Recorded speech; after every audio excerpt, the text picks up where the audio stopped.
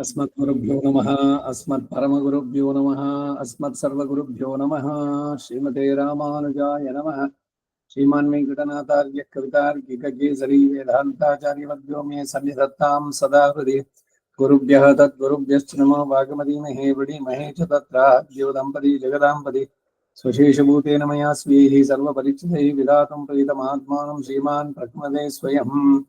रामानुजदया पात्रं ज्ञानवैराग्यभूषणं श्रीमद्वेङ्कटनाथार्यं वन्दे वेदान्तदेशिकं लक्ष्मीनाथसमारम्भां नाथयामनमध्यमाम् अस्मदाचार्यपर्यन्तां वन्दे गुरुपरम्परां यो नित्यमच्युतपदाम्बुजैर्मरुग्मं व्यामोहतराणि घ्नाय मेने अस्मद्गुरोर्भगवतोऽस्य दैकसिन्धोः रामानुजस्य चरणो शरणं प्रपद्ये।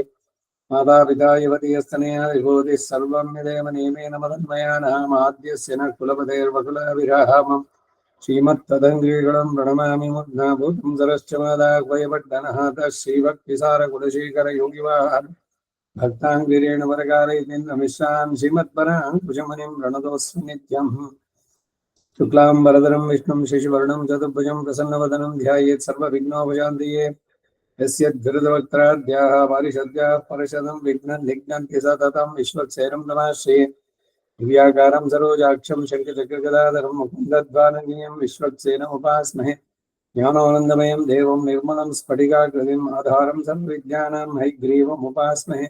व्यासं वसिष्ठनप्तारं शक्तये पौत्रमकल्मषं पराशरात्मजं वन्दे शुकदातं तपोनिधिं। व्यासाय विष्णुरूपाय व्यासरूपाय विष्णवे नमो वै ब्रह्मनिधये वासिष्ठाय नमो नमः।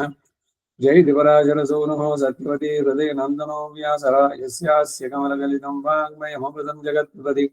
नारायणं नमस्कृत्य नरं चैव नरोत्तमं देवीं सरस्वतीं व्यासं ततो जयमुदीरयेत्। कृष्णं कमलवक्त्राक्षं पुण्यश्रवणकीर्तनं वासुदेवं जगद्गौर्यं नौमि नारायणं हरिम्। कृष्णाय यादवेन्द्राय ज्ञानमुद्राय योगिने नाथाय रुक्मिणीशाय नमो वेदान्तवेदिने।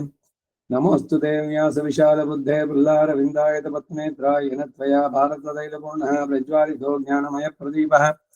युधिष्ठिरो धर्ममयो महात्मः स्कन्दोऽर्जुनो भीमसेनोऽस्य शाखाः। माद्रीसुतो पुष्पफले समृद्धे मूलं कृष्णं ब्रह्म च ब्राह्मणाश्च।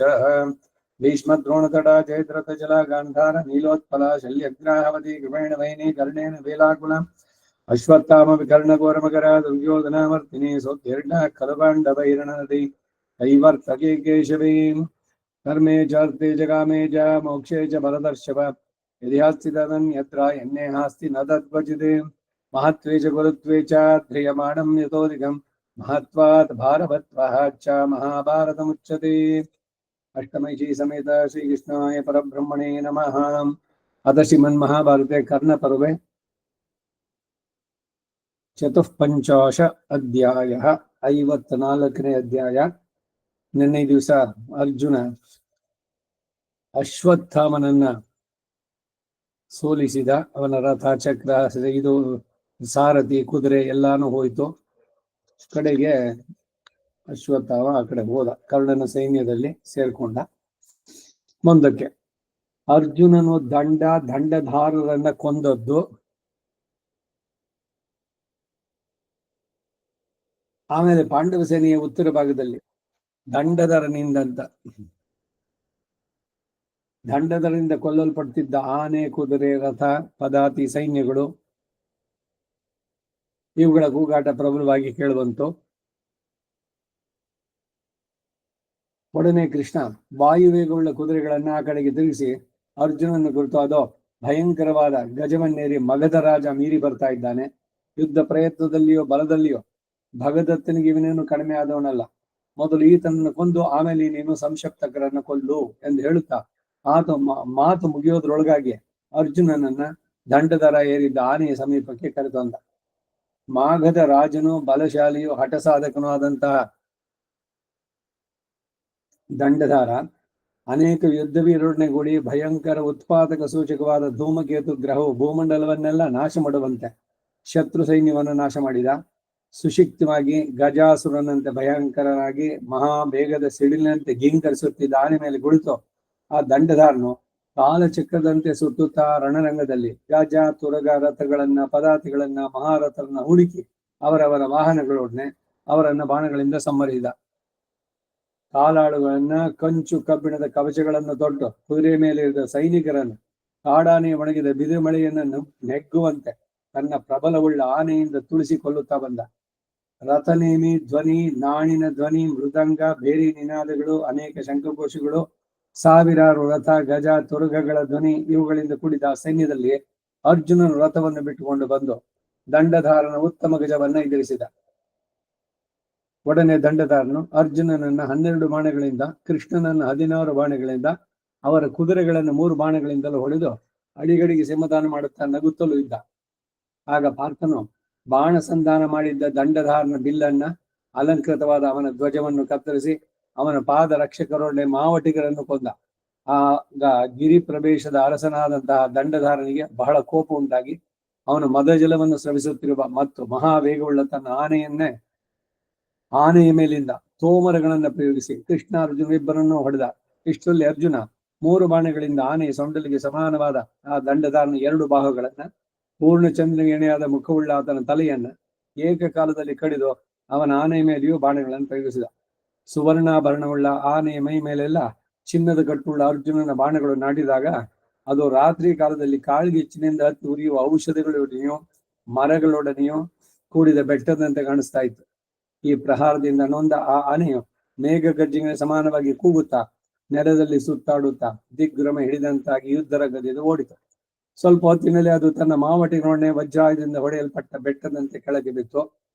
ಮಂಜಿನಂತೆ ಬಿಳುಪಾಗಿ ಸುವರ್ಣ ಮಾಲೆಯನ್ನು ಧರಿಸಿ ಹಿಮಾಚಲ ಶಿಖರಕ್ಕೆ ಸಮಾನವಾಗಿದ್ದ ಆನೆಯು ತನ್ನ ಸಹೋದರನು ಕೊಲ್ಲಲ್ಪಟ್ಟದ್ದನ್ನ ನೋಡಿ ಅವನ ಒಡ ಹುಟ್ಟಿದಾದಂತಹ ದಂಡ ಅಂತ ಅವನ ಹೆಸರು, ಕೃಷ್ಣಾರ್ಜುನರನ್ನ ಕೊಲ್ಲಲು ಉದ್ದೇಶಿಸಿ ವೇಗದಿಂದ ಓಡಿ ಬಂದು 3 ತೋಮರಗಳಿಂದ ಜನಾರ್ದನನ್ನ, 5 ತೋಮರಗಳಿಂದ ಅರ್ಜುನನ ಹೊಡೆದು ಸಿಂಹನಾದ ಮಾಡಿದ.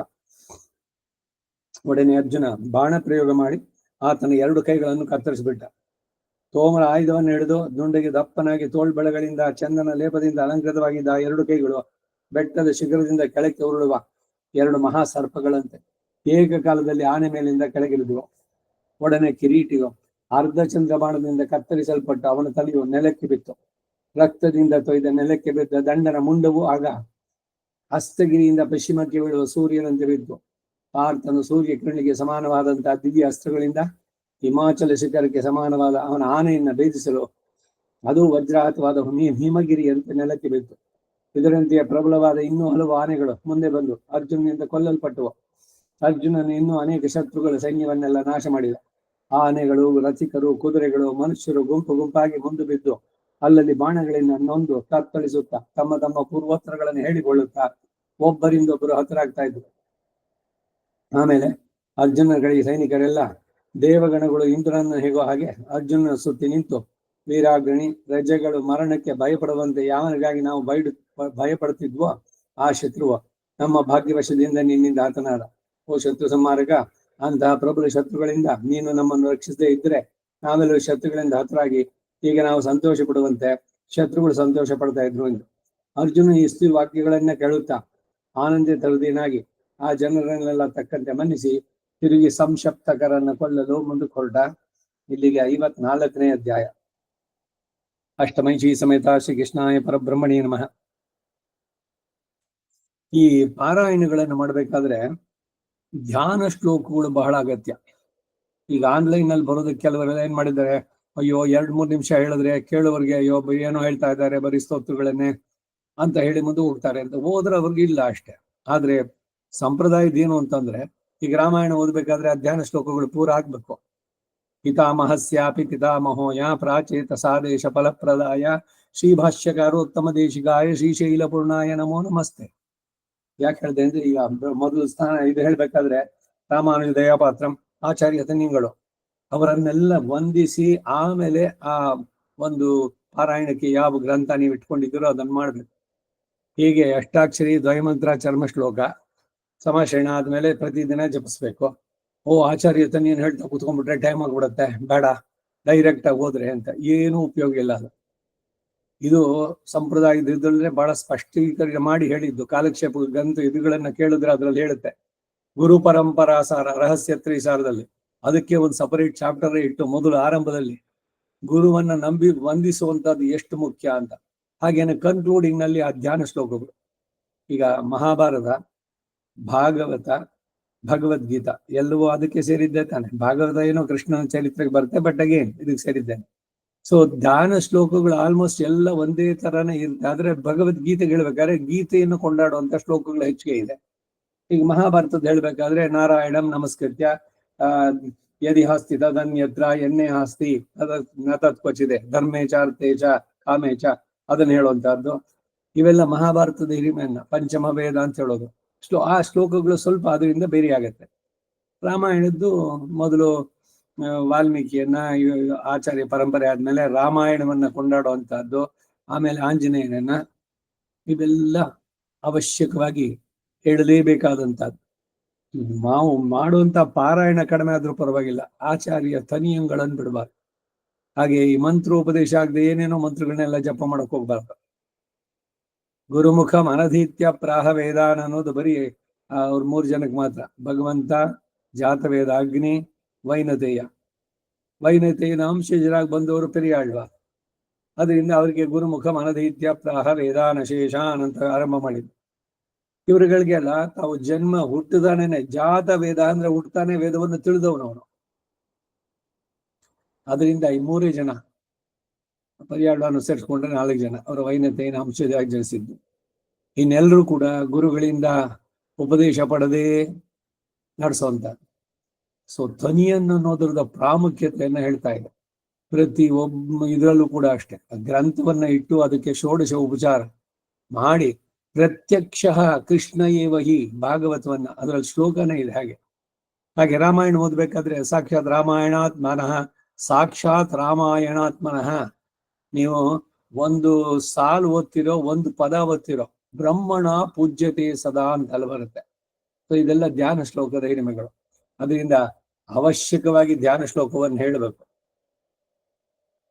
ಇದೇನಾಗುತ್ತೆ ಅಂದ್ರೆ ಆನ್ಲೈನ್ ನಲ್ಲಿ ಇದ್ರಲ್ಲಿ ಬರ್ಬೇಕಾದ್ರೆ ಅಯ್ಯೋ ಏನೋ ಹೇಳ್ತಾ ಇದಾರೆ ಅವರು, 3-4 ನಿಮಿಷ ಮುಗಿಲೇ ಇಲ್ಲ ಅಂತ ಹೇಳ್ಬಿಟ್ಟು ಮುಂದಕ್ಕೆ ಹೋದ್ರೆ ಅವ್ರದ್ದು ಲೂಸರ್ಸ್ ಅಷ್ಟೇ. ಆದ್ರೆ ಸಂಪ್ರದಾಯ ಏನು ಅಂದ್ರೆ ಧ್ಯಾನ ಶ್ಲೋಕಗಳನ್ನ ಖಂಡಿತ ಪ್ರತಿ ಒಬ್ಬರು ಪಾರಾಯಣ ಮಾಡಿಯೇ ಮುಂದಕ್ಕೆ ಹೋಗ್ಬೇಕು.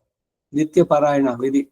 ನವಾಹ ಮಾಡಿದ್ರು ಅಷ್ಟೇ, ಬೇರೆ ಯಾವ್ದ್ರಲ್ಲೂ ಅಷ್ಟೇ. ಪ್ರತಿದಿನ ಮೊದಲು ಗ್ರಂಥಕ್ಕೆ ಷೋಡಶ ಉಪಚಾರಗಳು, 16 ಉಪಚಾರಗಳು: ಆವಾಹನೆ, ಆಸನ, ಅರ್ಘ್ಯ, ಪಾದ್ಯ, ಆಚಮನೀಯ, ಸ್ನಾನ, ವಸ್ತ್ರ, ಧೂಪ, ದೀಪ, ಆಭರಣ, ಹರಿದ್ರಾಚೂರ್ಣ, ತುಳಸಿ, ಪುಷ್ಪ, ಪ್ರದಕ್ಷಿಣೆ, ನಿವೇದನಕ್ಕೆ ಏನಾರು ಮಂಗಳಾರತಿ, ಇಷ್ಟನ್ನು ಮಾಡಿ ಆಮೇಲೆ ಧ್ಯಾನ ಶ್ಲೋಕಗಳನ್ನು ಹೇಳಿ you should go to that particular ಪುಸ್ತಕ ಯಾವ್ದು ಓದ್ತಿರೋ, ರಾಮಾಯಣವೋ ಮಹಾಭಾರತವೋ ಭಗವದ್ಗೀತೆ ಓದ್ಬೇಕಾದ್ರೂ ಅಷ್ಟೇ ಧ್ಯಾನ ಶ್ಲೋಕಗಳನ್ನ ಹೇಳ್ಬೇಕು. ಆ ಧ್ಯಾನ ಶ್ಲೋಕಗಳು ಸಾಮಾನ್ಯವಾಗಿ ಎಲ್ಲ ಕಡೆ ಇದ್ರಲ್ಲಿ ಮಾಡಿರೋದು ಗೀತಾ ಪ್ರಸಿದ್ಧ ಅದು ಇದು ಪುಸ್ತಕ ಇಟ್ಕೊಂಡ್ರೆ ಎಲ್ಲ ಅದ್ವೈತದ್ದನ್ನ ಹೇಳ್ತಾರೆ. ಪಾರ್ಥಾಯ ಪ್ರತಿಬೋಧಿತದಿಂದ ಶುರು ಮಾಡ್ತಾರೆ. ನಮ್ಮ ಸಂಪ್ರದಾಯದಲ್ಲಿ ನಮ್ಮ ಆಚಾರ್ಯರುಗಳನ್ನೆಲ್ಲ ಕೊಂಡಾಡಿ ಆಮೇಲೆ ಕಡೆನಲ್ಲಿ ಅದು ಬರುತ್ತೆ. ಇನ್ನು ಮುಂದೆ ಆಗಿದೆ ಅಷ್ಟೇ ಕೆಲವು ಶ್ಲೋಕಗಳು. ಆದ್ರೆ ನಮ್ಮ ಪ್ರೊಸೀಜರ್ ಇದು ಅದನ್ನ ಆ ರೀತಿನಲ್ಲಿ. ಈಗ ರಾಮಾಯಣದಲ್ಲೂ ಅಷ್ಟೇ ಮಧ್ವ ಸಂಪ್ರದಾಯ ಬೇರೆ, ಸ್ಮಾರ್ಥ ಸಂಪ್ರದಾಯ ಬೇರೆ, ಶ್ರೀ ವೈಷ್ಣವ ಸಂಪ್ರದಾಯ ಬೇರೆ. ಅವರ ಸಂಪ್ರದಾಯದ ಧ್ಯಾನಗಳನ್ನು ಶ್ಲೋಕಗಳನ್ನು ಹೇಳಿಬಿಟ್ಟು ಆಮೇಲೆ ಜನರಲ್ ಆಗಿರುವಂತಹ ಕೂಜಂತಂ ರಾಮ ರಾಮೇತಿ, ಅಲ್ಲಿಂದ ಎಲ್ರಿಗೂ ಸಮಾನವಾದದ್ದು ಈ ರೀತಿನಲ್ಲಿ. ಸೊ ಇಲ್ಲಿ ಅರ್ಜುನ ಇಬ್ಬರನ್ನು ದಂಡಧಾರ, ಇದು ಹೇಗ್ ನೆನಪಾಗುತ್ತೆ ಅಂದ್ರೆ ಆ ಕುಂಭಕರ್ಣ ಬಂದ, ಅವನು ಬರ್ತಾ ಇದ್ದಾಗ್ಲೇನೆ ಕೆಲವ್ರನ್ನೆಲ್ಲ ತೆಗೆದು ಬಾಯಿನಲ್ಲಿ ಹಾಕೊಂಡು ನುಂಗ್ತಾ ಇದ್ದ ಅವನು ವಾನರನ್ನೆಲ್ಲ. ಆದ್ರೆ ಇಂದ್ರ ಕಡೆಯಲ್ಲಿ ಪ್ರತ್ಯಕ್ಷವಾಗಿ ಏನು ನಿನಗೆ ಬರಬೇಕು, ಈಗ ನೀನು ಮನುಷ್ಯನಾಗಿ ಹುಟ್ಟಿದೀಯ, ನಾನು ದೇವತೆ, ಅದರಿಂದ ನಾನು ವರ ಕೊಡಬಲ್ಲೆ ನಿನಗೆ. ನನ್ನ ಈ ಸೀತೆಯನ್ನ ಕರೆದುಕೊಂಡು ಬರಕ್ಕೆ ರಾವಣನ ವಧೆ ಮಾಡುವಂತ ಈ ಕೆಲಸದಲ್ಲಿ ಯಾವ ಕಪಿಗಳು ಏನೇನಾಗಿದ್ರು ಎಲ್ರೂ ಪುನಃ ಜೀವಂತವಾಗಬೇಕು ಅಂತ. ಸೊ ಕುಂಭಕರ್ಣ ಯಾರನ್ನ ನುಂಗಿದ್ನೋ ಅವನು ಕೂಡ ಜೀವಂತವಾಗಿ ಎಲ್ಲರೂ ಬಂದ್ರು, ಯಾರು ಇದಾಗ್ಲಿಲ್ಲ. ಅಲ್ಲಿ ಒಬ್ಬ ವಾನರ ಸಾಯ್ಲಿಲ್ಲ ರಾಮಾಯಣದಲ್ಲಿ. ರಾಮನ ಜೊತೆ ಇದು ರಾವಣನ ಯುದ್ಧದಲ್ಲಿ, ರಾವಣರ ಯುದ್ಧದಲ್ಲಿ ರಾಕ್ಷಸರನ್ನ ಅವಾಗವಾಗ್ಲೇ ಗೊಂದಾಗ. ಇದೆಲ್ಲ ಏನು ಅಂದ್ರೆ ಅನೇಕ ಸಂದೇಹಗಳು ಬರ್ಬೋದು ನಿಮಗೆ, ಅದಕ್ಕಾಗಿ ಹೇಳಿದೆ. ಈಗ ಇದನ್ನ ಮೃತ ಸಂಜೀವಿನಿ ಅದನ್ನ ತಂದ, ವಿಶಾಲಕರ್ಣಿ, ವಿಶಲ್ಯಕರ್ಣಿ ಇವುಗಳನ್ನ ತಂದಾಗ, ಸಂಧಾನಕರ್ಣಿ, ಈ ಎಲ್ಲ 4 ಮೂಲಿಕೆಗಳು. ಅದು ಹುಡ್ಕೋಕ್ ಹೋದ್ರೆ ಅವೆಲ್ಲ ಮುಚ್ಚಿಟ್ಕೊಂಡು ಈ ಬೆಟ್ಟನ ಕಿತ್ಕೊಂಡ್ಬಂದ ಅವನು. ಆಂಜನೇಯ. ಅದು ತಂದಾಗ ಅದರ ಗಾಳಿ ಅದು ಇದಾಗ್ಲೇ ಎಲ್ಲರೂ ಎಚ್ಚೆತ್ಕೊಂಡ್ರು, ಒಬ್ಬೊಬ್ಬರಿಗೇನು ಅರ್ದು ಕುಡಿಸ್ಬೇಕಾಗಿರ್ಲಿಲ್ಲ. ಹಾಗಾದ್ರೆ ಅಲ್ಲಿ ರಾಕ್ಷಸರು ಇರ್ಲಿಲ್ವೇ ಅಂದ್ರೆ, ರಾಕ್ಷಸರೆಲ್ಲ ಯಾರ್ಯಾರು ಸತ್ರೆ ತೆಗೆದೆಲ್ಲ ಸಮುದ್ರಕ್ಕೆ ಹಾಕಿ ಅಂತ ರಾವಣನ ಮೊದಲೇ ಆರ್ಡರ್. ಯಾಕೆಂದ್ರೆ ಇಷ್ಟು ಜನ ರಾಕ್ಷಸ ಸತ್ತೋಗ್ಬಿಟ್ರು, ಬೇರೆಯವ್ರಿಗೂ ಅವರ ಆತ್ಮವಿಶ್ವಾಸ ಹೋಗೋದ್ಬಾರ್ದು. ದ ಮೊಮೆಂಟ್ ಒಬ್ಬ ರಾಕ್ಷಸ ಸತ್ತ ಅಂದ್ರೆ ತೆಗೆದವನು ಸಮುದ್ರಕ್ಕೆ ಹಾಕಿ ಅಂತ. ಹಾಗಾಗಿ ಯಾವ ಸಮುದ್ರ ಇದರಲ್ಲಿ ರಾಕ್ಷಸರು ಬದುಕೋಕ್ಕಾಗಲಿಲ್ಲ, ವಾನರರು ಮಾತ್ರ ಬದುಕೋದು. ಸೊ ಇದೆಲ್ಲ ಬರ್ಬೇಕಾದ್ರೆ ಪಾರಾಯಣ ಕನ್ಕ್ಲೂಡ್ ಮಾಡ್ಬೇಕಾದ್ರೆ ಧ್ಯಾನ ಶ್ಲೋಕಗಳು. ಈಗ ಮಹಾಭಾರತವನ್ನಾಗ್ಲಿ ಭಗವದ್ಗೀತೆನಲ್ಲಾಗ್ಲಿ ವಸುದೇವ ಸುತಂ ದೇವ ಪೂರ ಅಷ್ಟಕವನ್ನು ಹೇಳ್ಬೇಕು. ಹಾಗೆ ರಾಮಾಯಣದಲ್ಲಿ ಮಂಗಲಂ ಕೌಸಲೇಂದ್ರಾಯ ಪೂರ್ಣವಾಗಿ ಹೇಳ್ಬೇಕು.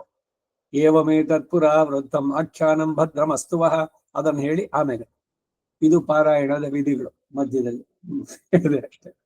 ಒಂದು ಗೋಣ 55ನೇ ಅಧ್ಯಾಯ. ಅಷ್ಟಮೈಷಿ ಸಮೇತ ಶ್ರೀ ಕೃಷ್ಣಾಯ ಪರಬ್ರಹ್ಮಣೇ ನಮಃ. ಅರ್ಜುನನು ಸಂಶಪ್ತಕರನ್ನ ಕೊಂದದ್ದು. ಈ ಸಂಶಪ್ತಕರು ಅನ್ನುವಂಥವ್ರು ಅಭಿಮನ್ಯು ಯುದ್ಧ ಮಾಡಿದ್ನಲ್ಲ, ಚಕ್ರವ್ಯೂಹಕ್ಕೆ ಹೋದಾಗ್ಲೂ ಇವನು ಅವ್ರ ಜೊತೆನಲ್ಲೇ ಮಾಡಿದ್ದು. ಅಂದ್ರೆ ಅನಂತವಾಗಿತ್ತು ಅಪಾರ ಸೈನ್ಯ. ಒಂದಷ್ಟು ಜನ ಸತ್ತು ಅಂದ್ರೆ ಮತ್ತೆ ಅವ್ರ ಗಡಿಯವರು ಬರ್ತಾರೆ. ಫಸ್ಟ್ ಲೈನು ಸೆಕೆಂಡ್ ಲೈನ್ ಅಲ್ಲಿ ಹೋದ್ರು ಅಂದ್ರೆ ಹಿಂದಿನ ಅವರು ಮುಂದಕ್ಕೆ ಬರ್ತಾರೆ. ಆ ರೀತಿನಲ್ಲಿ ಅನಂತವಾಗಿದ್ದಂತಹದ್ದು ಸಂಶಪ್ತಕರ ಸೈನ್ಯ. ಅನೇಕ ದಿನಗಳ ಕಾಲ ಅವರನ್ನೆಲ್ಲ ಇದ್ ಮಾಡ್ಕೊಂಬಂದ ಅರ್ಜುನ. ಅಷ್ಟಮೈಷಿ ಸಮೇತ ಶ್ರೀ ಕೃಷ್ಣಾಯ ಪರಬ್ರಹ್ಮಣೇ ನಮಃ. ಹೀಗೆ ಅರ್ಜುನನು ಜಯಶೀಲನಾಗಿ ವಕ್ರಗತಿಯಿಂದ ಸಂಶಕ್ತಕರ ಕಡೆಗೆ ಬರುವಾಗ ಅಂಗಾರಕ ಗ್ರಹದಂತೆ ಪ್ರಕಾಶಿಸಿದ. ಅಲ್ಲಿ ಅರ್ಜುನನ ಬಾಣಗಳಿಂದ ಹೊಡೆಯಲ್ಪಟ್ಟ ಕಾಲಾಳುಗಳು, ಕುದುರೆಗಳು, ರಥಗಳು, ಆನೆಗಳು ತಂಡವಾಗಿ ಬೀಳುತ್ತಲೋ, ಏಳುತ್ತಲೋ, ಸುತ್ತುತ್ತಲೋ, ಸುಕ್ಕಿ ಬೀಳುತ್ತಲೋ, ಸಾಯುತ್ತಲೋ ಇದ್ವು. ಅರ್ಜುನನು ತನಗೆ ಎದುರಾದ ರಥಿಕರ ರಥಾಶ್ವಗಳನ್ನ, ಇತರ ಅಶ್ವಗಳನ್ನ, ಹಾಗೆಯೇ ಸಾರಥಿಗಳು, ಧ್ವಜಗಳು, ಬಿಲ್ಲು, ಕತ್ತಿಗಳು, ಬಾಣಗಳು, ಕೈಯಲ್ಲಿರುವ ಶಸ್ತ್ರಗಳು, ಭುಜಗಳು, ತಲೆಗಳು ಇವುಗಳನ್ನೆಲ್ಲ ಭಲ್ಲಗಳಿಂದಲೂ, ಕ್ಷುರಾಯುಧದಿಂದಲೂ, ಅರ್ಧಚಂದ್ರ ಬಾಣಗಳಿಂದಲೂ, ವತ್ಸದಂತಗಳಿಂದಲೂ ಕಡಿಯುತ್ತಾ ಬಂದ.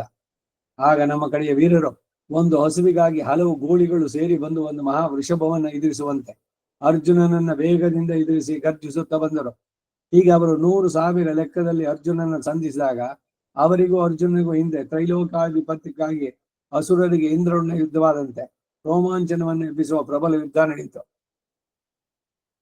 ಸೃಷ್ಟಿಯ ಕ್ರಮದಲ್ಲೂ ಕೂಡ ಅಷ್ಟೇ. ಈಗ ಆನೆಗಳು ಒಂದು ಸಲಗ ಇನ್ನೊಂದು ಆ ಗುಂಪಿಗೆ ತಾನು ಇದಾಗಬೇಕು ಅಂತಂದ್ರೆ ಇನ್ನೊಂದು ಸಲಗ ಜೊತೆನೆ ಹೊಡೆದಾಡಿ ಅದನ್ನ ಜಯಿಸಿ ಆಮೇಲೆ ಇದು ಅವಾಗ ಎಲ್ಲ ಹೆಣ್ಣಾನೆಗಳು ಸೇರುತ್ತೆ. ಈ ನಾಯಿಗಳು, ಒಂದು ಹೆಣ್ಣು ನಾಯಿ ಬಂತು ಅಂದ್ರೆ ಅದ್ರ ಹಿಂದ್ಗಡೆ ಎಲ್ಲ ಬರೋದು. ಇವೆಲ್ಲ ಸೃಷ್ಟಿಕ್ರಮದಲ್ಲಿ ಏನು ಅಂದ್ರೆ ಯಾವುದು ಶಕ್ತಿಶಾಲಿಯಾಗಿದೆಯೋ ಅದರಿಂದ ಮುಂದಿನ ಸಂತಾನ ಅವುಗಳದ್ದು ಮುಂದೆ ವರ್ಧನೆ ಆಗೋದಕ್ಕೆ.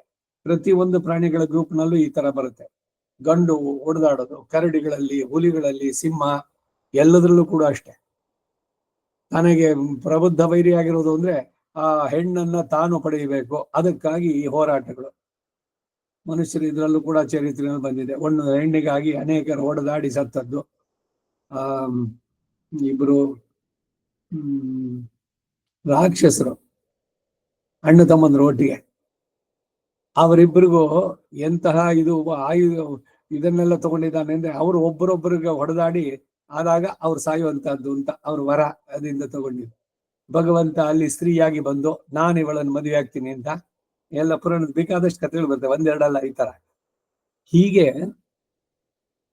ಇಲ್ಲಿ ಹೇಳ್ತಾ ಇದ್ದಾರೆ. ಈಗ ಅರ್ಜುನ ನಿಂತಿದ್ದಾನೆ, ಅದಕ್ಕಾಗಿ ಬೇರೆ ಎಲ್ಲ ಕೌರವರ ಕಡೆಯಲ್ಲಿ ಯಾರ್ಯಾರು ಸೇರಿದ್ರು ಅವನ ಮೆಂಟಾಲಿಟಿಯನ್ನು birds of the same feather flock together ಅಂತ ಒಂದು ಗಾದೆ ಇಂಗ್ಲಿಷ್ ನಲ್ಲಿ.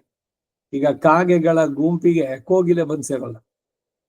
ಹಾಗೆ ಇವನ ದುಷ್ಟ ಚಿಂತನೆ, ಈ ಕೆಟ್ಟ ಇದು ಏನಿದೆಯೋ ಅಂತ ಅಭಿರುಚಿ ಇಲ್ದವರೆಲ್ಲ ಆ ಕಡೆಗೆ ಸೇರಿದ್ದು.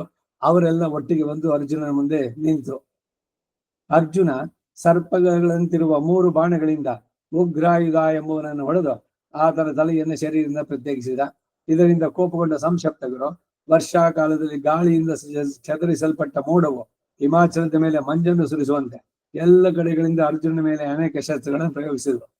ಅರ್ಜುನನು ನಾನಾ ಕಡೆಗಳಿಂದ ಬಂದು ಬೀಳ್ತಾ ಇರುವಂತಹ ಆ ಅಸ್ತ್ರಗಳನ್ನೆಲ್ಲ ಪ್ರತಿ ಅಸ್ತ್ರಗಳಿಂದ ತಡೆದು ಅಸಂಖ್ಯಾತರಾದ ಶತ್ರುಗಳನ್ನು ಕೊಂದ. ಆಗ ಅರ್ಜುನ ಮಹಾವೇಗದಿಂದ ಬಾಣಗಳನ್ನು ಬಿಡುತ್ತಾ ಶತ್ರು ರಥಗಳ ಮೂಕಿ, ಅಚ್ಚು, ಇರಚಿ ಮೂಗುಗಳನ್ನೆಲ್ಲ ಮುರಿದ. ಕುದುರೆಗಳನ್ನ, ಸಾರಥಿಗಳನ್ನು ಕೊಂದ. ರಥಗಳ ಮೇಲೆ ಕುಳಿತ ವೀರರ ಕೈಗಳಿಂದ ಬಾಣ ಬತ್ತಳಿಕೆಗಳನ್ನ ತುಂಡರಿಸಿದ. ರಥಚಕ್ರಗಳು ಧ್ವಜಗಳು ಮುರಿದು ಬಿದ್ದುವು. ಕುದುರೆ ಕಡಿವಾಣೆಗಳು ಹಗ್ಗಗಳು ಕಿತ್ತು ರಥದ ಅಚ್ಚುಗಳು ಭಿನ್ನವಾದವು. ಅನುಕರ್ಷಿಗಳು, ರಥಕ್ಕೆ ಹಿಂದೆ ಕಟ್ಟಿದ ಸಾಮಾನಿನ ಬಂಡಿ, ನೊಗಗಳು ಮುಂತಾಗಿ ಸರ್ವ ಸಾಮಗ್ರಿಗಳು ಹೋದ. ಆ ರಥಗಳು ಬೆಂಕಿ, ಗಾಳಿ, ನೀರು ಇವುಗಳ ಅನಾಹುತದಿಂದ ನಾಶ ಮಾಡಲ್ಪಟ್ಟ ಧನಿಕರ ಗೃಹಗಳಂತೆ ಕಾಣಿಸಿದ್ವು. ಉದಾಹರಣೆಗಳು ಕೊಡೋದು ನೋಡಿ ಇವರು ಉಪಮೆಯನ್ನ. ಇಂದ್ರನ ಅಸುರನನ್ನು ಹೇಗೋ ಹಾಗೆ ಪಾರ್ಥನು ವೀರರನ್ನೆಲ್ಲ ವಜ್ರಾಯುಧಕ್ಕೂ ಬೆಂಕಿಗೂ ವಿಷಕ್ಕೂ ಸಮಾನವಾದ ತೀವ್ರ ಬಾಣಗಳಿಂದ ಕೊಂದ. ಅರ್ಜುನನಿಂದ ಹತವಾದ ಎಷ್ಟೋ ಕುದುರೆಗಳು ತಮ್ಮ ಮೇಲಿನ ವೀರರೊಡನೆ ರಕ್ತ ದಿಗ್ಧಗಳಾಗಿ ಸತ್ತು ಬಿದ್ದುವು. ಆ ಕುದುರೆಗಳಲ್ಲಿ ಕೆಲವಕ್ಕೆ ನಾಲಿಗೆ ಎರೆದು ಕರುಳುಗಳು ಕಿತ್ತು ನೋಡುವುದಕ್ಕೆ ಅಸಖ್ಯವಾಗಿದ್ವು. ಅರ್ಜುನನ ಬಾಣ ಪ್ರಹಾರಗಳಿಂದ ನಮ್ಮ ಆನೆಗಳು ಕುದುರೆಗಳು ಸುತ್ತಾಡಿ ತಲ್ಲಣಿಸಿ ಬೀಳ್ತಾ ಇದ್ವು, ಭಯಗೊಂಡವು, ಮತ್ತೆ ಕಳೆಗುಂದಿದ್ವು. ಬೆಲೆ ಬಾಳುವ ಕವಚವನ್ನ, ಭೂಷಣವನ್ನ, ನಾನಾ ಬಗೆಯ ಉಡುಪುಗಳನ್ನ, ಆಯುಧಗಳನ್ನು ಧರಿಸಿದಂತಹ ವೀರರು ತಮ್ಮ ತಮ್ಮ ರಥ, ಗಜ, ತುರಗಾಲಿ ವಾಹನಗಳೊಡನೆ ಬಾಣಗಳಿಂದ ಹತರಾಗಿ ಮಲಗಿದ್ರು. ಉತ್ತಮ ಕಾಲದಲ್ಲಿ ಹುಟ್ಟಿದ ಪ್ರಸಿದ್ಧರಾದ ಕೆಲವು ವೀರರು ನಿರ್ಭಯವಾಗಿ ಹೋರಾಡಿ ಕೊನೆಗೆ ತಮ್ಮ ಪುಣ್ಯ ಕರ್ಮ ವಶದಿಂದ ಶರೀರಗಳಿಂದ ಭೂಮಿಯನ್ನ, ಆತ್ಮದಿಂದ ಸ್ವರ್ಗವನ್ನು ಸೇರಿದರು. ಶರೀರ ಭೂಮಿಯಲ್ಲಿ ಬಿತ್ತು. ಅವರ ಆತ್ಮ ವೀರಾವೇಶದಿಂದ ಹೋರಾಡಿದ್ರೆ ಅವರಿಗೆ ಏನು ಯುದ್ಧ ಮಾಡಿದ್ರೆ ಮರವಾದ್ರೆ ಅದು ಸ್ವರ್ಗ ಸಿಗತ್ತೆ ಅಂತ, ಉತ್ತಮ ಲೋಕಗಳ ಪ್ರಾಪ್ತಿ. ಆಮೇಲೆ ನಾನಾ ದೇಶದ ರಾಜರು ಗುಂಪುಗೂಡಿ ಅಧಿಕ ಕೋಪದಿಂದ ಅರ್ಜುನ ರಥವನ್ನು ಎದುರಿಸಿ ಹೊರಟರು. ರಥಿಕರು, ಮಾವತರು, ರಾವತರು, ಕಾಲಾಳುಗಳು ನಾನಾ ಬಗೆಯ ಆಯುಧಗಳನ್ನು ಪ್ರಯೋಗಿಸುತ್ತಾ ಅರ್ಜುನಿಗೆ ಎದುರಾಗಿ ಬೇಗದಿಂದ ಹೊಡೆದ್ರು. ಆದ್ರೇನು, ಯುದ್ಧ ವೀರರೆಂಬ ಮಹಾ ಮೇಘಗಳಿಂದ ಪ್ರಯೋಗಿಸಲ್ಪಟ್ಟಂತ ಆಯುಧಗಳೆಂಬ ದೊಡ್ಡ ಮಳೆಯನ್ನೆಲ್ಲ ಅರ್ಜುನನೆಂಬ ಬಿರುಗಾಳಿ ತೀಕ್ಷ್ಣ ಬಾಣಗಳಿಂದ ತೂರು ಬಿಟ್ಟಿತು. ರಥ, ಗಜ, ತುರಗ, ಪದಾತಿಗಳು, ಚತುರಂಗ ಸೇನೆ, ಅವುಗಳೆಂಬ ಜಲ ಜಂತುಗಳಿಂದ ಭಯಂಕರವಾದ ಶತ್ರು ಸೈನ್ಯ ಎಂಬ ಮಹಾ ಸಮುದ್ರವನ್ನ ತನ್ನ ಶಸ್ತ್ರಾಸ್ತ್ರ ಸಮೂಹಗಳು ಎಂಬ ಸೇತುವಿನಿಂದ ದಾಟಲು ಯತ್ನಿಸುವ ಅರ್ಜುನನ ಕುರಿತು ಕೃಷ್ಣ, ಹೇ ಭಾರತ, ಇನ್ನೂ ಏಕೆ ಆಟ ಮಾಡ್ತಾ ಇದ್ದೀಯೇ? ಬೇಗನೆ ಈ ಸಂಶಪ್ತಕರನ್ನ ಧ್ವಂಸ ಮಾಡಿ ಆಮೇಲೆ ಕರ್ಣನನ್ನು ಕೊಲ್ಲುವ ಯೋಚನೆ ಮಾಡು ಎಂದ. ಅರ್ಜುನನು ಹಾಗೆ ಆಗಲಿ ಎಂದು ಹೇಳಿ ಸತ್ತುಳಿದ ಎಲ್ಲ ಸಂಶಪ್ತಕರನ್ನ ಒಂದೇ ಸಲಕ್ಕೆ ತೀರಿಸಿ ಬಿಡುವ ಉದ್ದೇಶದಿಂದ ಬಾಣ ಪ್ರಯೋಗಕ್ಕೆ ತೊಡಗಿದ. ಆಗ ಅರ್ಜುನನು ಬಾಣಗಳನ್ನು ಎತ್ತುವುದು, ತೊಡುವುದು, ಬಿಡೋದು ಇವುಗಳೊಂದು ಕಾಣಿಸಿದೆ. ಜನರು ಸತ್ತು ಬೀಳುವುದೊಂದು ಮಾತ್ರ ಕಾಣಿಸ್ತು. ಕೃಷ್ಣನು ಅದನ್ನು ನೋಡಿ ವಿಸ್ಮಿತರಾಗಿ ಆಶ್ಚರ್ಯ ಎಂದು ಹೇಳುತ್ತಾ ಕುದುರೆಗಳನ್ನು ತಡ್ಬಿಡಲು ಹಂಸಗಳು ತಟಾಕಗಳನ್ನು ಪ್ರವೇಶಿಸುವಂತೆ ಅವು ಕೌರವ ಸೈನ್ಯದಲ್ಲಿ ಪ್ರವೇಶಿಸಿದವು. ಆಗ ಮೃತ ಶರೀರಗಳಿಂದ ತುಂಬಿದ ಯುದ್ಧ ಭೂಮಿಯನ್ನು ನೋಡಿ ಕೃಷ್ಣ ಅರ್ಜುನನನ್ನು ಕುರಿತು, ಹೇ ಪಾರ್ಥ, ಭಯಂಕರವಾದ ಕ್ಷತ್ರಿಯ ನಾಶ ನಡೆಯುತ್ತಿರುವುದನ್ನು ನೋಡು. ದುರ್ಯೋಧನಿಗಾಗಿ ಭೂಲೋಕದ ರಾಜರೆಲ್ಲ ಇಲ್ಲಿ ಬಂದು ಸಾಯ್ತಾ ಇದ್ದವರು. ದೊಡ್ಡ ಜನಕ್ಷಯವಾಯಿತು. ಈಗ ನಡೀತಾ ಇರೋ ಯುದ್ಧ, ಭೂಮಿ ಭಾರ ಕಡಿಮೆ ಆಗ್ಬೇಕು, ಏನೋ ಕಾರಣಗಳು, ಒಬ್ಬೊಬ್ಬರ ಇದಕ್ಕೆ ಇಲ್ಲ ಎಲ್ಲದನ್ನು ಸೇರಿಸ್ಕೋಬೇಕು, ಆ ದೇಶನೂ ನಮ್ಮ ಇದಕ್ಕೆ ಸೇರಿಸ್ಬೇಕು, ಅದಕ್ಕಾಗಿ ಹೋರಾಟ. ಈ ವಿಜಯದಶಮಿ ಎಲ್ಲದಕ್ಕೂ ಬಹಳ ಶ್ರೇಷ್ಠವಾದದ್ದು ಅಂತಾರಲ್ಲ, ಅದೆಲ್ಲ ತಪ್ಪು, ಸರಿ ಅಲ್ಲ. ವಿಜಯದಶಮಿ ಯಾವುದಕ್ಕೆ ಅಂದ್ರೆ ಸೀಮೋಲ್ಲಂಘನಕ್ಕೆ ಉತ್ತಮವಾದದ್ದು ಅಂತ. ಒಬ್ಬ ರಾಜ ತನ್ನ ಸೀಮೆಯನ್ನ ದೊಡ್ಡದಾಗಿ ಮಾಡೋದು. ರಾಜನಿಗಾದವನಿಗೆ ಆಕಾಂಕ್ಷೆ ಇರುತ್ತೆ, ಇಡೀ ಭೂಮಂಡಲಕ್ಕೆ ತಾನೊಬ್ಬನೇ ಏಕಚಕ್ರವಾಧಿಪತಿ ಆಗಬೇಕು ಅಂತ. ಗೆಲುವು ಸಿಗತ್ತೆ, ಸೋಲು ಆಗತ್ತೆ, ಒಟ್ನಲ್ಲಿ ಅವನು ಹೊರಡೋದಕ್ಕೆ ಮಾಡುವಂತದ್ದು ಸೀಮೋಲ್ಲಂಘನ, ತನ್ನ ಸೀಮೆಯನ್ನ ಉಲ್ಲಂಘಿಸಿ ಹೋಗುವಂತಹದ್ದು. ನ್ಯಾಯವಾಗಿ ಧರ್ಮದಿಂದ ಯುದ್ಧ ನಡೆಸಿ ತನ್ನ ಪೌರುಷದಿಂದ ಬೇರೆಯವರನ್ನ ಗೆದ್ದು ಅವ್ರನ್ನೆಲ್ಲ ಎಲ್ಲರೂ ಕೊಲ್ಲಬೇಕು ಅಂತ ಇಲ್ಲ. ಅವರು ಸಾಮಂತರಾಗಿ ಇವನಿಗೆ ಜೊತೆಗಿದ್ದೆ ಅವನು ಇದನ್ನು ವಿಸ್ತರಿಸಿಕೊಂಡು ಆ ರಾಜ್ಯದಲ್ಲಿ ಅವನ್ನೇ ಇಟ್ಟೆ. ಈಗ ಇವನು ಧರ್ಮರಾಜ ನಡೆಸಿದ್ನಲ್ಲ ರಾಜಸೂಯ ಯಾಗ, ಅವಾಗ 4 ದಿಕ್ಕುಗಳು ಒಬ್ಬೊಬ್ರು ಒಂದೊಂದು ಕಡೆ ಹೊರಟ್ರು. ಭೀಮ, ಅರ್ಜುನ, ನಕುಲ, ಸಹದೇವ ಇವರೆಲ್ಲ ಎಲ್ಲ ರಾಜ್ಯಗಳನ್ನ ಜಯಿಸಿದ್ರು, ಎಲ್ಲರನ್ನು ಕೊಲ್ಲೋಕ್ ಹೋಗ್ಲಿಲ್ಲ. ಆ ರಾಜರನ್ನ ಧರ್ಮರಾಜ ಇವಾಗ ಈ ಇಡೀ ಭೂಮಂಡಲಕ್ಕೆ, ಭಾರತ ಖಂಡಕ್ಕೆ ಅವನು ಒಬ್ಬನೇ ಅಂತ.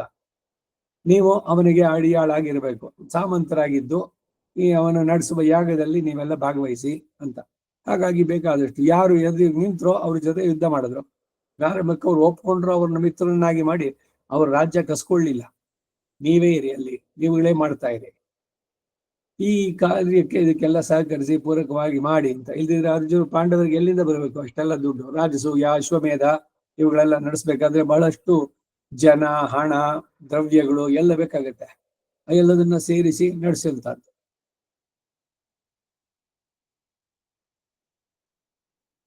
ಕೃಷ್ಣನ ಸಂಕಲ್ಪ ಇದ್ದಿದ್ದು ಅಷ್ಟೇ, ಭೂಭಾರವನ್ನ ಕಡಿಮೆ ಮಾಡೋದಕ್ಕೆ. கண்ணனல்லால் தெய்வமில்லை, ಮಣ್ಣಿನ ಭಾರಂ ನೀಕುವುದಕ್ಕೆ ವಡಮದುರೆ ಪಿರಂದಾನ್.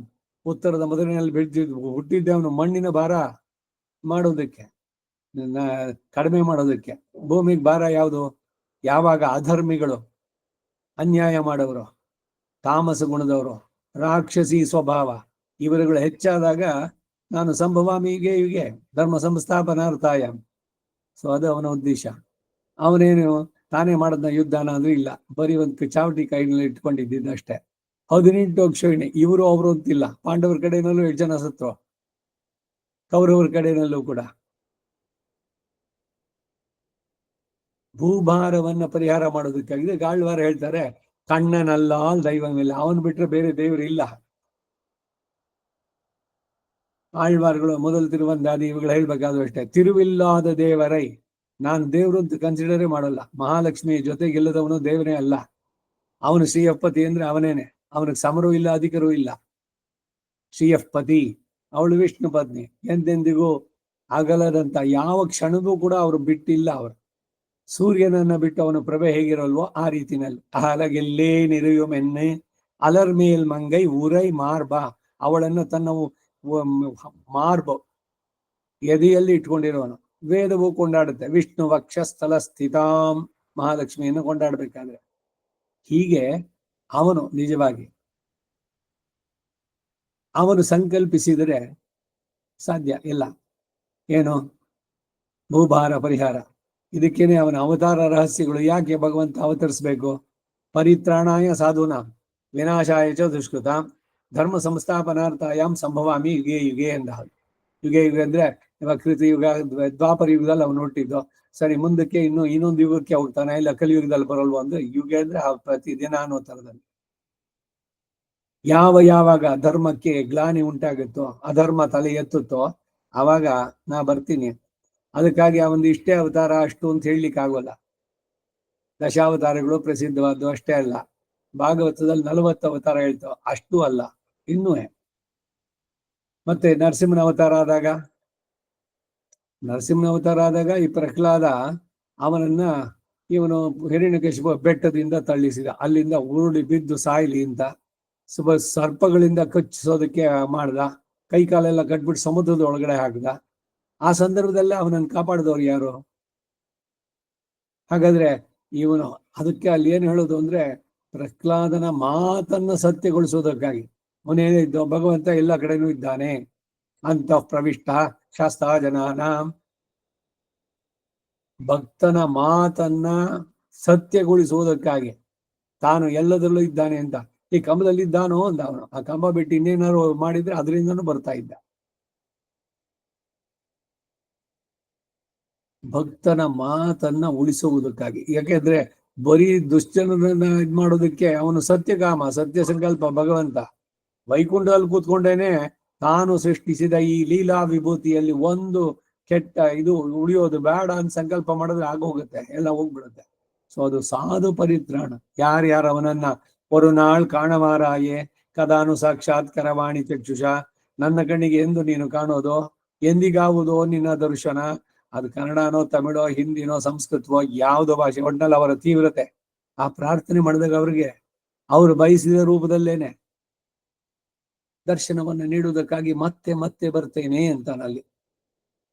ಹೀಗೆ ಇವಾಗ ಹೇಳ್ತಾ ಇದ್ದಾನೆ ಅರ್ಜುನನಿಗೆ, ಪಾರ್ಥ, ದೊಡ್ಡ ಜನಕ್ಷಯ ಆಯಿತು. ಹತರಾದ ದಾನಿಗಳ ಕೈಯಿಂದ ಬಿದ್ದ ಬಿಲ್ಲು, ಧ್ವಜ ದಂಡಗಳು, ಭೂಷಣಗಳು, ಸುವರ್ಣಮಯವಾದ ಕಟ್ಟುಗಳುಳ್ಳ ದಿವ್ಯ ಬಾಣಗಳು, ಎಣ್ಣೆ ಹಾಕಿ ತೀಡಿದ ಸರ್ಪ ಸಮಾನವಾದ ನಾರಾಚಗಳು, ಮುರಿದು ಬಿದ್ದ ತೋಮರಗಳು, ಸತ್ತ ಕುದುರೆಗಳು, ಸುವರ್ಣ ಅಲಂಕೃತವಾದ ಕೊಡೆಗಳು, ಚಿನ್ನದ ಹಿಡಿಯುಳ್ಳ ಕೇಟಕಗಳು, ಸುವರ್ಣದಿಂದ ಚಿತ್ರಿತವಾದ ಈಟಿಗಳು, ಕತ್ತಿಗಳು, ಚಿನ್ನದ ಪಟ್ಟೆಗಳುಳ್ಳ ದೊಡ್ಡ ಗದೆಗಳು, ಸುವರ್ಣಮಯವಾದ ರಿಷ್ಟಿಗಳು, ಸುವರ್ಣ ಅಲಂಕೃತವಾದ ಪಟ್ಟಸಗಳು, ಸುವರ್ಣ ಚಿತ್ರಿತವಾದ ಹಿಡಿಗಳೊಡನೆ ಮುರಿದು ಕೆಳಗೆ ಬಿದ್ದ ಪರಶುಗಳು, ಪರಿಘಗಳು, ದಿಂಡಿವಾಲಗಳು, ಭುಜುಂಡಿಗಳು, ಕಣಪಗಳು, ಉಕ್ಕಿನ ಕಂತುಗಳು, ಒನಕೆಗಳು, ಇವೆಲ್ಲ ಭಿನ್ನ ಭಿನ್ನವಾಗಿ ಬಿದ್ದಿದ್ವು. ಹೊರಡಬೇಕಾದ್ರೆ ಅವ್ರು ಸುಮ್ಮನೆ ತಗೊಂಡ್ಬಂದಿಲ್ಲ, ಏನೋ ಒಂದು ತುಕ್ಕು ಹಿಡಿದು ದಾಯ್ದ ಹಿಡ್ಕೊಂಡ್ ಬರೋದಲ್ಲ.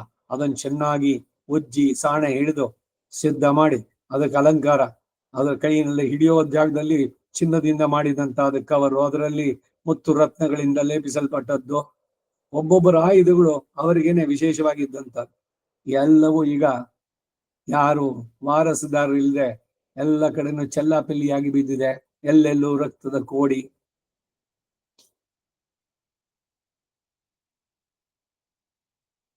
ಬಲಶಾಲಿಗಳಾದ ಈ ವೀರರೆಲ್ಲರೂ ಜಯಾಪೇಕ್ಷಿಗಳಾಗಿ ನಾನಾ ಬಗೆಯ ಶಸ್ತ್ರಗಳನ್ನು ಹಿಡಿದು ಬಂದು ಇಲ್ಲಿ ಮೃತರಾಗಿ ಬಿದ್ದಿದ್ರು ಇನ್ನೂ ಜೀವಸಹಿತರಾಗಿರುವಂತೆಯೇ ಕಾಣ್ತಾ ಇದ್ದಾರೆ. ಗದೆಯಿಂದ ಮುರಿದ ಮೈಯುಳ್ಳವರು, ಒನಕೆಗಳಿಂದ ತಲೆ ಒಡೆದವರು, ಗಜ ತುರಗಗಳಿಂದ ತುಳಿಯಲ್ಪಟ್ಟು ಚೂರ್ಣೀಭೂತರಾದವರು. ಈ ಶಂಕರಾಚಾರ್ಯರು ಒಂದು ಕೃತಿ ಬರೆದಿರಲ್ಲ, ಭಜ ಗೋವಿಂದಂ ಭಜ ಗೋವಿಂದಂ. ಅದಕ್ಕೆ ಮೋಹ ಮುದ್ಗರ ಅಂತ ಅಂದ್ಬಿಟ್ಟು, ಮುದ್ಗರ ಅಂದ್ರೆ ಒನಕೆ, ಮೋಹ, ಇವನು ನನ್ನವನು ನಂದು ಅಂತಿದೆಯಲ್ಲ, ಆ ಮೋಹವನ್ನ ಒನಕೆಯಿಂದ ಹೊಡಿಬೇಕು ಅಂತ ಇಲ್ಲಿ ಮಾತು ಬಂತು. ಒನಕೆಗಳಿಂದ ತಲೆ ಹೊಡೆದಿದ್ದು, ಒನಕೆಯಿಂದ ಹೊಡೆದ್ರೆ ಏನಾಗುತ್ತೆ? ತಲೆ ಉಳಿಯುತ್ತೋ? ಆ ಒನಕೆ ಓಬವ್ವ, ಅವಳು ಮುದ್ಗರವನ್ನೇ ಆಯುಧವಾಗಿ ಇಟ್ಕೊಂಡಿದ್ದು.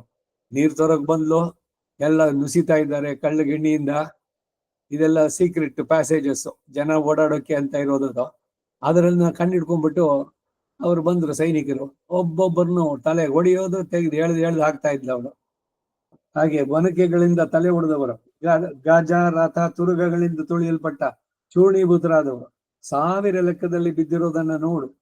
ಬಾಣಗಳು, ಕತ್ತಿಗಳು, ರಿಷ್ಟಿಗಳು, ತೋಮರಗಳು, ಪಟ್ಟಸಗಳು, ಈಟಿಗಳು, ನಖಗಳು, ದೊಣ್ಣೆಗಳು, ಇವುಗಳಿಂದ ನಾನಾ ರೀತಿಯಲ್ಲಿ ವೇದಿಸಲ್ಪಟ್ಟು ರಕ್ತ ಪ್ರವಾಹದಲ್ಲಿ ತೊಯ್ದು ಮೃತರ ಶರೀರಗಳನ್ನ, ಆನೆ ಕುದುರೆಗಳ ರಾಶಿಗಳನ್ನು ನೋಡು.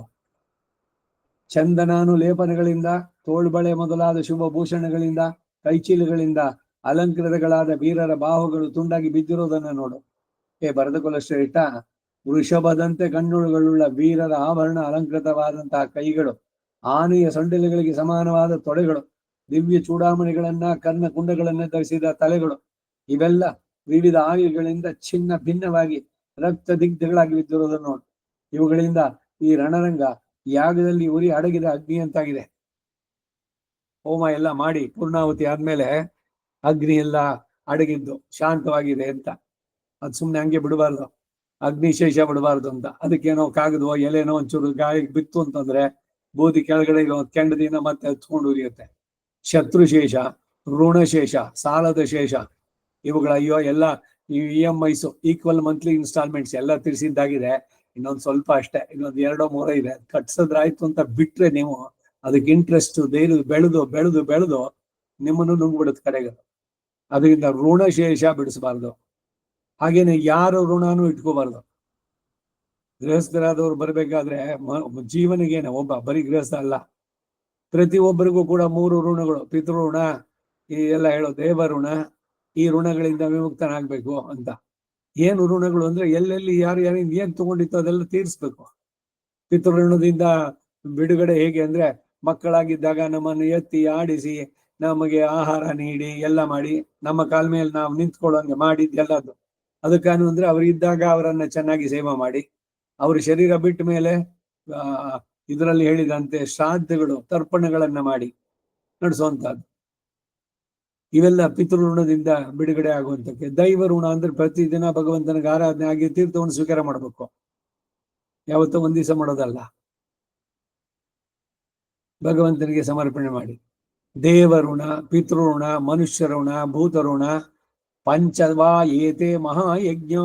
ಪ್ರತಿದಿನ ನಡೆಸಬೇಕಾದಂತ 5 ಯಜ್ಞಗಳಿದು. ಹಿಂದೆ ಎಲ್ಲ ಈಗ ಯಜಮಾನರು ಎಲ್ಲೋ ಹಳ್ಳಿ ಹೋಗ್ತಾರೆ, ನಡೆದು ಹೋಗ್ತಾರೆ ಇನ್ನೊಂದು ಊರಿಗೆ ಅಂತಂದಾಗ, ಮತ್ತೆ ಇಲ್ಲಿ ಇದಕ್ಕೇನು ಅಂದ್ರೆ ಪತ್ನಿ ಆದವಳು ಒಂದು ಹಿಡಿ ಅಕ್ಕಿ ನೆನ್ಸಿದ್ದನ್ನು ತೆಗೆದು ಒಲೆ ಸೌದೆ ಒಲೆನಲ್ಲ ಅದ್ರೊಳಗಡೆ ಆಗ್ತಾ ಇದ್ಲು. ಮತ್ತೆ ಮಾಡಿದ್ರಲ್ಲಿ ಒಂದ್ ಸ್ವಲ್ಪ ತಗೊಂಡೋಗಿ ಮನೆ ಮೇಲ್ಗಡೆ, ಇಲ್ಲ ಹಿಂದೆ ಎಲ್ಲ ಹಿಂಚಿನ ಮನೆಗಳು, ಆ ಚಾವಣಿ ಮೇಲೆ ತುದಿನಲ್ಲಿ ಕೈ ಇಟ್ಕೋ ಜಾಗದಲ್ಲಿ ಅಲ್ಲಿ ಇಟ್ಟು, ಪಕ್ಷಿಗಳಿಗೆ ಒಂದಷ್ಟು, ರಸ್ತೆನಲ್ಲಿ ಓಡಾಡೋ ನಾಯಿಗಳು ಅವುಗಳಿಗೆ ಒಂದ್ ಸ್ವಲ್ಪ. ಭೂತ ಯಜ್ಞ ಇದು ಹಿಂದೆ ಎಲ್ಲರೂ ನಡೆಸ್ತಾ ಇದ್ದಿದ್ದು. ಒಂದು ಇದರಲ್ಲಿ ಸ್ವಲ್ಪ ನೀರಿಡೋದು, ಇವೆಲ್ಲದರಿಂದ ಎಲ್ಲ ಋಣಗಳಿಂದ ಬಿಡುಗಡೆಗೆ ಇದು ಪಂಚಮಹಾಯಜ್ಞಗಳು ಪ್ರತಿದಿನ ನಡೆಸಬೇಕಾದದ್ದು. ಪಂಚಕಾಲ ಪರಾಯಣ, ಆಯಾಯ ಕಾಲಗಳಲ್ಲಿ ಏನೇನು ನಡೆಸಬೇಕಾಗಿತ್ತು ಅದನ್ನ ನಡೆಸ್ತಾ ಇದ್ದಿದ್ದು. ಈ ಯಾವ್ದೋ ಕಾಲದಲ್ಲಿ ಮಾಡ್ತಿದ್ರು, ಇವಾಗ ಬೇಡ ಅಂತಲ್ಲ. ಆ ಕಾಲದಲ್ಲಿ ಇದ್ದವರು ಮನುಷ್ಯರೇ, ಈಗಿರೋರು ಅಷ್ಟೇ, ಮುಂದಕ್ಕೂ ಅಷ್ಟೇ. ಸ್ಮೃತಿಗಳಲ್ಲಿ ಏನ್ ಹೇಳಿದೆ ಅದು ಎಲ್ರಿಗೂ ಅನ್ವಯ. ಯಾವುದೋ ಕಾಲಕ್ಕೆ ಮಾತ್ರ ಸೀಮಿತವಾದದ್ದಲ್ಲ ಅದು. ಯದ್ ಮನುರವದತೆ ತದ್ ಭೇಷಜಂ ಅಂದ್ರೆ ಮನುಷ್ಯ ಎಷ್ಟು ದಿವಸ ಭೂಮಿ ಮೇಲೆ ಇರ್ತಾನೋ ಅಷ್ಟು ದಿವಸಕ್ಕೂ ಆ ಮನುಧರ್ಮ ಶಾಸ್ತ್ರ ಇಟ್ ಈಸ್ ವ್ಯಾಲಿಡ್. ಅದನ್ನ ಸರಿಯಾಗಿ ತಿಳಿದು ಆಚರಣೆ ಮಾಡಬೇಕು. ಯುಕ್ತ ಅಯುಕ್ತಾ ಅಲುಕ್ಷ ಧರ್ಮಕಾಮ ಸ್ಯು ಯಥಾತೆ ತೇಷು ವರ್ತೇರನ್. ಯಾರು ಹಾಗಾದ್ರೆ ನಮಗೆ ದಾರಿ? ಅದಕ್ಕೂ ಕೂಡ ಶ್ಲೋಕ ಹಿಂದೆನೂ ಕೂಡ ಒಂದ್ಸಲ ಹೇಳಿದ್ದೆ. ಶ್ರುತಿರ್ವಿಭಿನ್ನ ಸ್ಮೃತಯಶ್ಚ ಭಿನ್ನಾಹ ನೈಕೋ ಮುನಿ ಶಾಸ್ತ್ರಕ್ಕೆ ಪ್ರಮಾಣ. 16 ಜನ ಧರ್ಮಶಾಸ್ತ್ರಗಳಿದ್ದಾರೆ, ಒಬ್ಬೊಬ್ರು ಒಂದೊಂದು ಹೇಳ್ತಾರೆ. ಇದ್ ಸರಿನೋ ಅದ್ ಸರಿನೋ? ಈ ಕನ್ಫ್ಯೂಷನ್ಗೆ ಏನು ಅಂದ್ರೆ, ಯಾರು ಅದನ್ನ ಸರಿಯಾಗಿ ತಿಳಿದು ಆಚರಣೆ ಮಾಡ್ತಿದಾರೋ ಅವರನ್ನ ನೀವು ಮಹಾಜನೋ ಏನ ಗತಸ್ಥ ಬಂತ. ಈ ಮಹಾಜನರು ಶಿಷ್ಟಾಚಾರ ಅನ್ನೋದಿದು, ಸಂಪ್ರದಾಯ ಅನ್ನೋದಿದು ಸರಿಯಾಗಿ ತಿಳಿದು ಅದ್ರದ್ದು ಆಚರಣೆ ಮಾಡುವಂತದ್ದು. ಸೀಮಂತ ನಮ್ಮ ಮನೆಯಲ್ಲಿ ಸಂಪ್ರದಾಯನೇ ಇಲ್ಲ, ಇದೇನ್ ನಿಮ್ಮ ಮನೆಗೆ ಸಂಪ್ರದಾಯ ಬೇರೆ ಸಪರೇಟಾ? ಏನೇನೋ ಮಾಡ್ಕೊಂಡು ಹೋಗ್ಬಿಡೋದು. ಇಲ್ಲ ಇಲ್ಲ ಅದು ನಮ್ಮಲ್ಲಿ ಇಲ್ಲ, ಇನ್ಯಾವುದೋ ಇದೆ ವೈಭವ ಲಕ್ಷ್ಮಿ, ಅದು ಯಾವ ಸಂಪ್ರದಾಯದಿಂದ ಸೇರ್ತದೋ? ಯಾವ್ದನ್ನು ಸೇರಿಸ್ಕೊಂಡ್ಬಿಡೋದು, ಯಾವ್ದು ಪ್ರಧಾನವೋ ಅದನ್ನ ಬಿಟ್ಟು ಬಿಡೋದು. ರಾಮಾನುಜರು 1000 ವರ್ಷದಿಂದನೇ ಹೇಳಿದ್ರು, ಅಕೃತ್ಯಕರಣ ಮಾಡಬಾರದನ್ನೇ ಮಾಡೋದು, ಕೃತ್ಯಕರಣ ಮಾಡಬೇಕಾದನ್ನು ಬಿಟ್ಬಿಡೋದು. ಈಗ ಬ್ರಾಹ್ಮಣನಾದವನು ಬ್ರಾಹ್ಮಣ್ಯವನ್ನು ಬಿಟ್ಟ, ವೇದ ಕಲಿಯೋದು ಬಿಟ್ಟ. ಸ್ತ್ರೀಯರು ನಾನ್ ವೇದ ಕಲಿತೀನಿ, ನಾನ್ ಆರಾಧನೆ ಮಾಡ್ತೀನಿ ಅಂತಂದ್ರೆ ಆಗುತ್ತೋ? ಇದು ಹೇಗೆ ತಪ್ಪು? ಬ್ರಾಹ್ಮಣ ಬಿಟ್ಟಿದ್ದು ಹಾಗೆ ಸ್ತ್ರೀಯರು ಅವ್ರ ಧರ್ಮ ಉಲ್ಲಂಘಿಸಿ ಬಂದ್ರೆ ಅದು ಕೂಡ ತಪ್ಪೇನೆ. ಸ್ವೇ ಸ್ವೇ ಧರ್ಮೇ ನಿಯುಕ್ತ. ಭಗವದ್ಗೀತೆಯಲ್ಲಿ ಕೃಷ್ಣ ಹೇಳೋದೇನು? ಅವರವರಿಗೆ ವಿಹಿತವಾದ ಧರ್ಮಗಳನ್ನು ನಡೆಸಿ, don't limit exceed your limits. ಹಾಗಿದ್ರೆ ಲೋಕಕ್ಕೂ ಕ್ಷೇಮ, ನಿಮಗಳಿಗೂ ಅಷ್ಟೇ. ಸ್ವಧರ್ಮೇ ನಿಧನಂ ಶ್ರೇಯ ಪರಧರ್ಮೋ ಭಯಾವಹ. ಈ ವಿಪರೀತಗಳು ಮತ್ತೆ ಯಾಕೆ ಅಂದ್ರೆ ಇದು ಕಾಲದಲ್ಲಿ ವೈಪರೀತ್ಯ, ಕಲಿಗಾಲ ಮುಂದಕ್ಕೆ ಹೀಗೆ ಹೋಗುತ್ತೆ. ಭವಿಷ್ಯತ್ ಪುರಾಣ ಇದೆ, ಅದರಲ್ಲಿ ಹೇಳುತ್ತೆ ಮುಂದಕ್ಕೆ ಏನಾಗುತ್ತೆ ಅಂತ. ಈ ಇದರಲ್ಲಿ ಕೋಲಾರದಲ್ಲಿ ಕೈವಾರದಲ್ಲಿ ತಾತಯ್ಯ ಅವ್ನು ಕಾಲಜ್ಞಾನ ಅಂತ ಒಂದು ಗ್ರಂಥ ಬರೆದಿದ್ದಾರೆ, ತೆಲುಗುನಲ್ಲಿದೆ. ಅದನ್ನ ಈ MS ರಾಮಯ್ಯ ಒಂದ್ಸಲಿ ಹೋಗಿದ್ದೆ ನಾನು ಅಲ್ಲಿ. ಅಲ್ಲೊಂದು ನರಸಿಂಹ ದೇವಸ್ಥಾನ ಇದೆ, ಆ ತಾತಯ್ಯ ಇದೆಲ್ಲ ಮಾಡ್ತಾ ಇದ್ದಿದ್ದು. ಆ ಇದರಲ್ಲಿ ಎಲ್ಲ ಕಡೆನೂ ಈ ಕಲ್ಲಿನಲ್ಲಿ ಕೊರಸ್ಬಿಟ್ಟು ಎಲ್ಲದನ್ನು ಹಾಕಿದ್ದಾನೆ ಕಾಲಜ್ಞಾನ. ಅದು ಬೇರೆ ಬೇರೆ ಭಾಷೆಗಳಿಗೂ ಕೂಡ ಎಲ್ಲ ಬದಲಾವಣೆ ಆಗಿದೆ. ಮುಂದಕ್ಕೆಲ್ಲ ಏನೇನಾಗತ್ತೆ ಅಂತ. ತುಂಬೆ ಗಿಡ ಶಿವನಿಗೆ ಪ್ರೀತಿಯಾದದ್ದು, ಆ ತುಂಬೆ ಹೂವು. ಆ ತುಂಬೆ ಗಿಡಕ್ಕೆ ಏಣಿ ಹಾಕ್ಬಿಟ್ಟು ಮನುಷ್ಯ ಹತ್ತದಾನೆ ಹೋಗಿ ಇಲ್ಲಿ ಒಳ್ಳೆ ಮಾವಿನ ಮರನೋ ಇಲ್ಲ ತೆಂಗಿನ ಮರಕ್ಕೋ ಹತ್ತಿದಂತೆ ಹೋಗಿ ಆ ಹೂವನ್ ಕಿತ್ಕೊಂಡ್ ಬರ್ತಾನೆ. ಹಂಗಂದ್ರೆ ಇವನು ಶರೀರ ಎಷ್ಟು ಕಡಿಮೆ ಆಗಿದೆ ನೋಡಿ ಆ ಸಮಯಕ್ಕೆ. ಈಗ ನಾವಿನ್ನು ಕಲಿಯುಗದ ಪ್ರಥಮ ಪಾದದಲ್ಲಿ ಇದ್ದೇವೆ. ಇದರ ಪ್ರಮಾಣ 4,32,000 ವರ್ಷ. ಪ್ರಥಮ ಪಾದ ಅಂದ್ರೆ 1,08,000 ವರ್ಷ ಆಗ್ಬೇಕು. ಈಗ ಆಗಿರೋದೆಷ್ಟು ಅಂದ್ರೆ 1,522 ಏನೋ. ಪಂಚಾಂಗ ತೆಗೆದು ನೋಡಿ, ಮೊದಲನೇ ದಿವಸ ಪಂಚಾಂಗ ಶ್ರವಣದಲ್ಲಿ ನೋಡಿದ್ರೆ ಅದು ಹೇಳುತ್ತೆ ಎಷ್ಟು ವರ್ಷ ಆಯ್ತು ಅನ್ನೋದನ್ನ. ಈ ಬರೀ ಮೊದಲನೇ ಪಾದದಲ್ಲೇನೆ ನಾವ್ ಎಷ್ಟು ಸಲ ಹುಟ್ಟಬಹುದು ನೋಡಿ. ಗತ ಕಲ್ಯಾಬ್ದಾಹ 5,125 ವರ್ಷ ಆಗಿದೆ ಅಷ್ಟೇ. 1,08,000 ವರ್ಷದಲ್ಲಿ ಈಗ ಆಗಿರೋದೆಷ್ಟು? 5,125 ವರ್ಷ. ಒಬ್ಬರಿಗೆ 100 ವರ್ಷ. ಈಗ ಯಾರು 100 ವರ್ಷ ಬದುಕೋಲ್ಲ, 100 ವರ್ಷ ಅಂತಾನೆ ಇಟ್ಕೊಳ್ಳೋಣ. ಹಾಗೆ ಇಟ್ಕೊಂಡ್ರೆ ಈ ಪ್ರಥಮ ಪಾದದಲ್ಲಿ ನೀವು ಎಷ್ಟು ಸಲ ಹುಟ್ಟಬಹುದು? ಮತ್ತೆ ಹುಟ್ಟಬೇಕು ಅನ್ನೋ ಬಯಕೆ ಇದೆಯಾ? ಇದನ್ನೇ ಹೇಳ್ತಾರ ಆಳ್ವಾರುಗಳು. ಇನಿ ಆದಲಾಲ್ ಪಿರವಿ ವೇಂಡೇನ್ அரங்கத்தர அரங்கமான அருளானே வேத நூல் பிராயும் நோரும். ತಿರುಮಾಲೆ ಅರ್ಧ ಆಯಸ್ಸು ನಿದ್ದೆನಲ್ಲಿ ಹೋಯ್ತು. ಇನ್ನು ಮಿಕ್ಕಿದೆಲ್ಲ ಅರ್ಧ ಇದೆಲ್ಲ 50 ವರ್ಷ, 100 ವರ್ಷ ಅಂತಾನೆ ಇಟ್ಕೊಳ್ಳಿ. 50 ವರ್ಷದಲ್ಲಿ ಬಾಲ್ಯ ಎಷ್ಟು ಕಳೀತು? ಯೌವನ. ತರುಣಸ್ತಾವತ್ತು ತರುಣೀಸಕ್ತಃ. ಏನ್ ಅವಳ ಜೊತೆ ಸುತ್ತಾಡಿದ್ದು ಇವನು ಅವಳು. ಆಗ ಏನದೆ ಪ್ರಪಂಚ ಸುತ್ತಿ ಎಲ್ಲ ಮಾಡ್ಕೊಂಡು ಬಂದಿದ್ದು ಅಂತ. ವೃದ್ಧರಾದ ಮೇಲೆ ಅಯ್ಯೋ ನನ್ನ ಮಕ್ಳ ನಂಗೆ ಬೆಳೆಸ್ದೆ, ನನ್ನ ಮೊಮ್ಮಕ್ಳ ನಂಗೆ ಬೆಳೆಸ್ದೆ, ಈಗ ಅವ್ರು ನಾನು ಮಾತಾಡ್ಸೋದೇ ಇಲ್ಲ, ನಾನು ಇಷ್ಟೆಲ್ಲ ಅವ್ರಿಗಾಗಿ ಮಾಡಿದೆ. ಯಾಕೆ ಮಾಡಿದ್ರಿ? ನಿಮ್ ಕರ್ತವ್ಯ ಅಂತ ಮಾಡಿ ಅಷ್ಟೇ. ಅವ್ರಿಂದ ಏನು ಎಕ್ಸ್ಪೆಕ್ಟೇಷನ್ ಬೇಡ, ನೀವ್ ಮಾಡಿದ್ರಿ ಆಯ್ತು. ಅದು ಭಗವಂತನ ಪ್ರೀತಿ ಆಗ್ಲಿ ಅಂತ ಬಿಟ್ಬಿಡ್ಬೇಕು. ಇವ್ರು ಯಾರು ಬರೋಲ್ಲ. ಒತ್ತನಕ್ಕೆ ತಂಜನಲ್ಲ.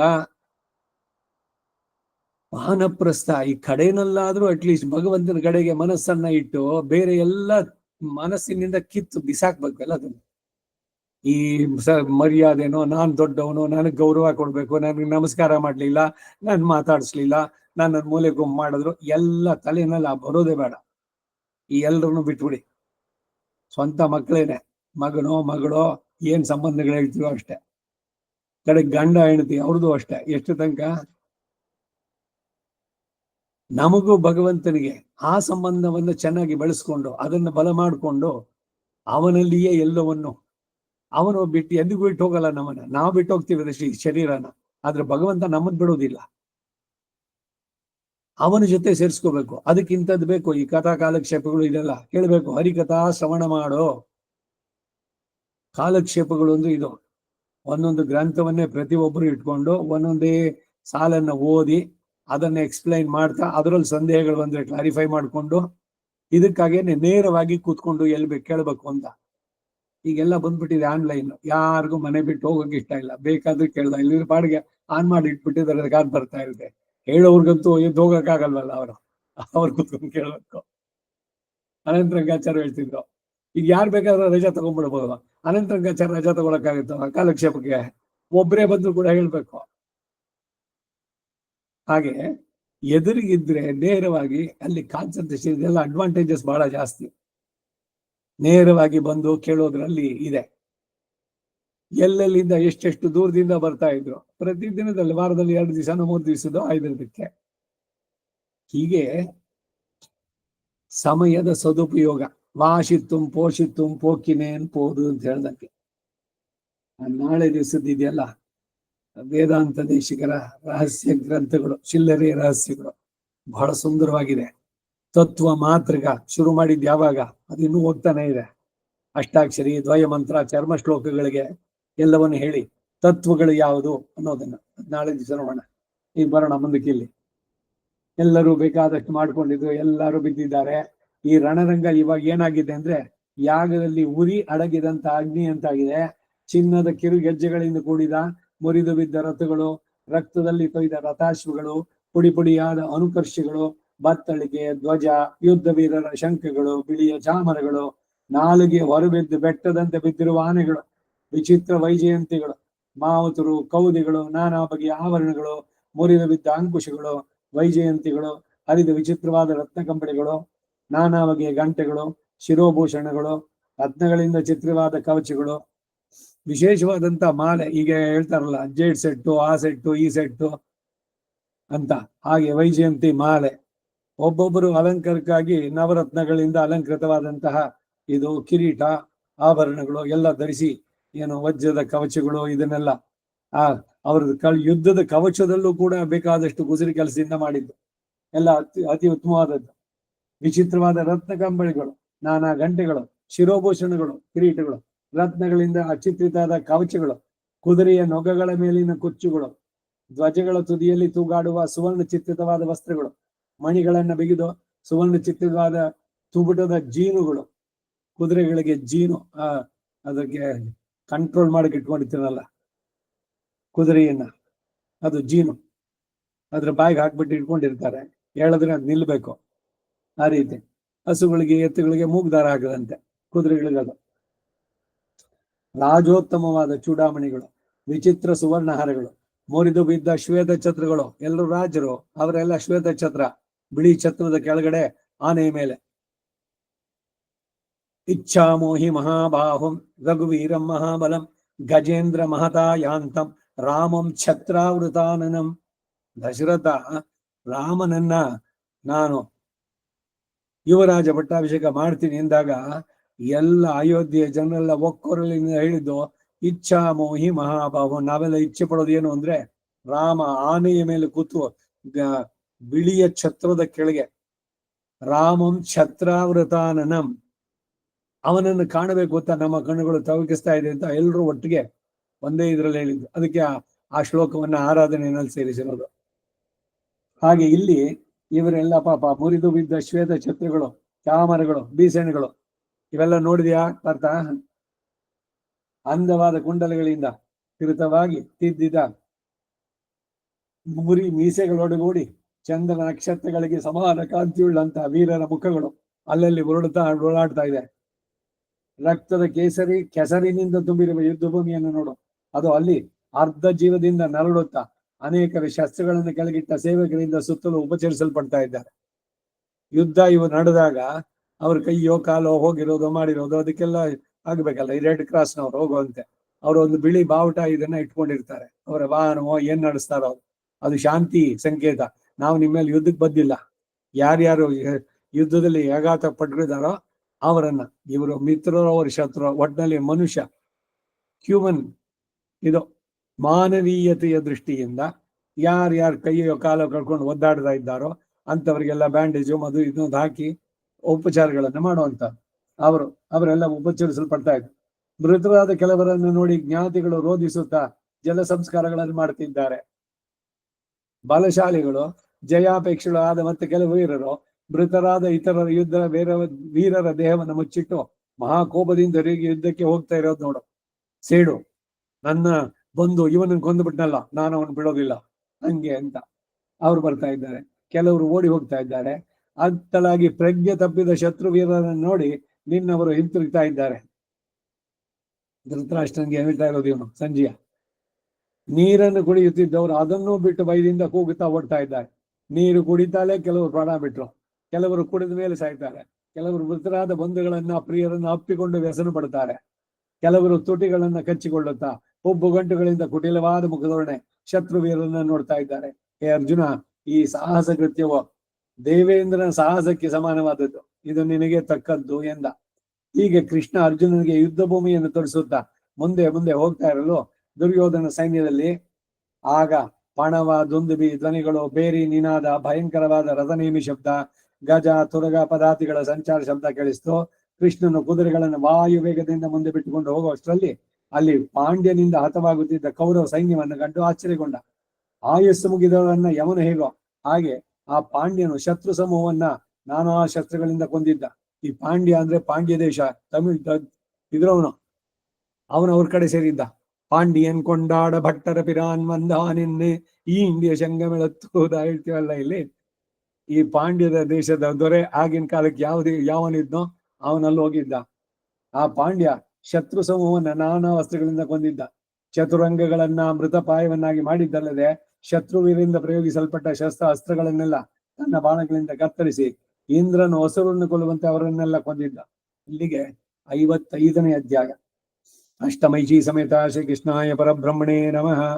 ಇದು ಸಂಪುಟೀಕರಣ, ಒಂದೊಂದು ಅಧ್ಯಾಯ ಕಡೆಯಲ್ಲಿ ಹೇಳಬೇಕು ಮತ್ತೆ ಆರಂಭದಲ್ಲಿ ಹೇಳುವಂತ. 56ನೇ ಅಧ್ಯಾಯ. ಅಶ್ವತ್ಥಾಮ ಪಾಂಡ್ಯನನ್ನ ಕೊಂದದ್ದು. ಸೊ ಈ ಪಾಂಡ್ಯ ಇವಾಗ ಪಾಂಡವರ ಕಡೆ ಸೇರಿದ್ದ, ಅಶ್ವತ್ಥಾಮ ಕೌರವ್ರ ಕಡೆ ಅವನು ಇವನನ್ನು ಕೊಂದ. ಸೊ ಇಲ್ಲೂ ಕೂಡ ಮಹಾ ಅತಿರಥರು ಇದ್ರು. ಈಗ ಸಾಧ್ಯಕ್ಕೆ ಮಾಡಿದಂತ ಇದು ಅವನು ಅಷ್ಟೇ, ಅರ್ಜುನನ ಹಾಗೇನೆ. ಕರ್ಣನನ್ನೇ 4-5 ಸಲ ಬಂದಾಗ ಅವನ ರಥ ಕುದುರೆ ಎಲ್ಲದನ್ನು ಹೊಡೆದು ಅವನು ನಿರಾಯುಧನಾಗಿ ನೆಲದ ಮೇಲೆ ಇದ್ದು ಮತ್ತೆ ಓಡೋಗಿ ಪ್ರಾಣ ಉಳಿಸ್ಕೊಂಡು ಇನ್ನೊಂದ್ಸಲಿ ಮತ್ತೆ ಎಲ್ಲ ತಗೊಂಡ್ಬಂದಿದ್ದು. ಹಾಗೆ ಈ ಪಾಂಡ್ಯ ರಾಜ ಪಾಂಡವರ ಕಡೆ ಸೇರಿ ಓಡಾಡ್ತಾ ಇದ್ದಿದ್ದು. ಕೃಷ್ಣ ಅದನ್ನು ಗಮನಿಸಿದ್ದ. ಆ ಮಾತು ಹಿಂದೆ ಬಂತು.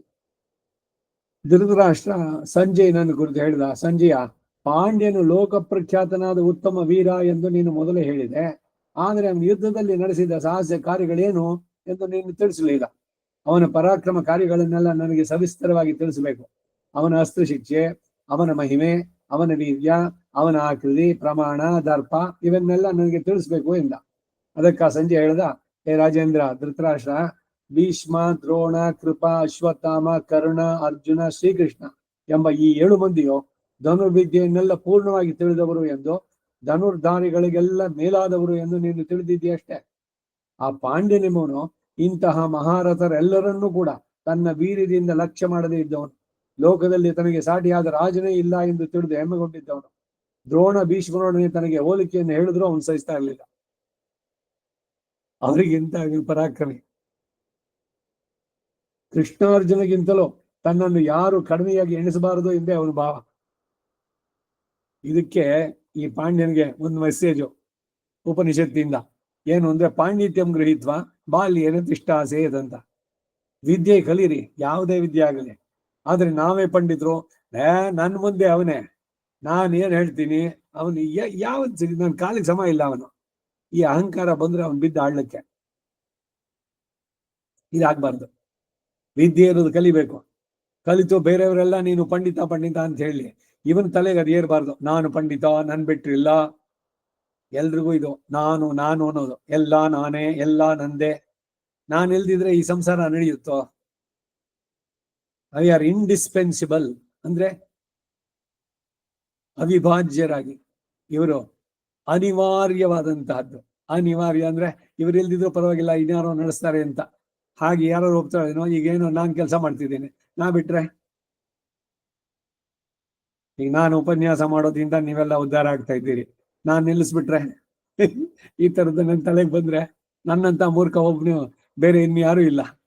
ಆ ಮುದುಕಿ ಕೋಳಿದು ಕತೆ ಕೇಳಿದ್ವಲ್ಲ ಚಿಕ್ಕ ವಯಸ್ಸಿನಲ್ಲಿ ಶಾಲೆಯಲ್ಲಿ, ತನ್ನ ಕೋಳಿ ಕೂಗಿದ್ರೇನೆ ಊರು ಬೆಳಗಾಗುತ್ತೆ, ಸೂರ್ಯ ಬೆಳಗಾಗೋದು ಅವಳು ಕೋಳಿ ಕೂಗಿದಾಗ್ಲೆ ಅಂತ. ಕಾಡಿನಲ್ಲಿ ಹೋಗಿ ಒಂದ್ ದಿವ್ಸ ಎಲ್ಲ ರಾತ್ರಿ ಚಳಿನಲ್ಲಿ ತನ್ನ ಸೆರಗಿನಲ್ಲಿ ಆ ಕೋಳಿ ಹುಂಜಾನು ಬಚ್ಚಿಟ್ಕೊಂಡು ಹೋದ್ಲು. ಅವಳಿಗೇನು ಅಂದ್ರೆ ಈ ಹಳ್ಳಿನವ್ರಿಗೆಲ್ಲ ಪಾಠ ಕಲಿಸ್ಬೇಕು, ನಾಳೆ ದಿವಸ ನನ್ ಕೋಳಿ ಕೂಗದೆ ಇಲ್ಲ ಅಂದ್ರೆ ಇಲ್ಲಿ ಬೆಳಗಾಗೋದಿಲ್ಲ ಅಂತ. ಎಷ್ಟು ತಮಾಷೆಯಾಗಿ ಕಾಣಿಸ್ತದೆ ಅಲ್ವಾ? ಈ ಮೂರ್ಖತನ ಪ್ರತಿ ಒಬ್ರು ಮಾಡ್ತಾರೆ, ಅದು ಮಾಡೋದು ಬೇಡ ಅನ್ನೋದಕ್ಕೆ ಎಚ್ಚರಿಕೆ. ಇಲ್ಲಿ ಕಲಿಬೇಕು ವಿದ್ಯೆಯನ್ನ, ಆದ್ರೆ ಅಹಂಕಾರ ಪಡಬಾರ್ದು. ಪಾಂಡಿತ್ಯಂ ಗೃಹೀತ್ವ ಬಾಲ್ಯೇನ ತಿಷ್ಟಾಸೇತ್, ಏನು ತಿಳಿದವನಂತೆ ಏನು, ಬಹುದಾ ಶ್ರೋತವ್ಯಂ, ಅನೇಕ ಬಾರಿ ಕೇಳಿ ಎಲ್ಲವನ್ನೂ ಕೂಡ. ಆದ್ರೆ ನಾನು ತಿಳಿದೆ, ನಾನು ಪಂಡಿತ ಅನ್ನೋದು ನಮ್ಮ ತಲೆಗೆ ಬರಬಾರದು.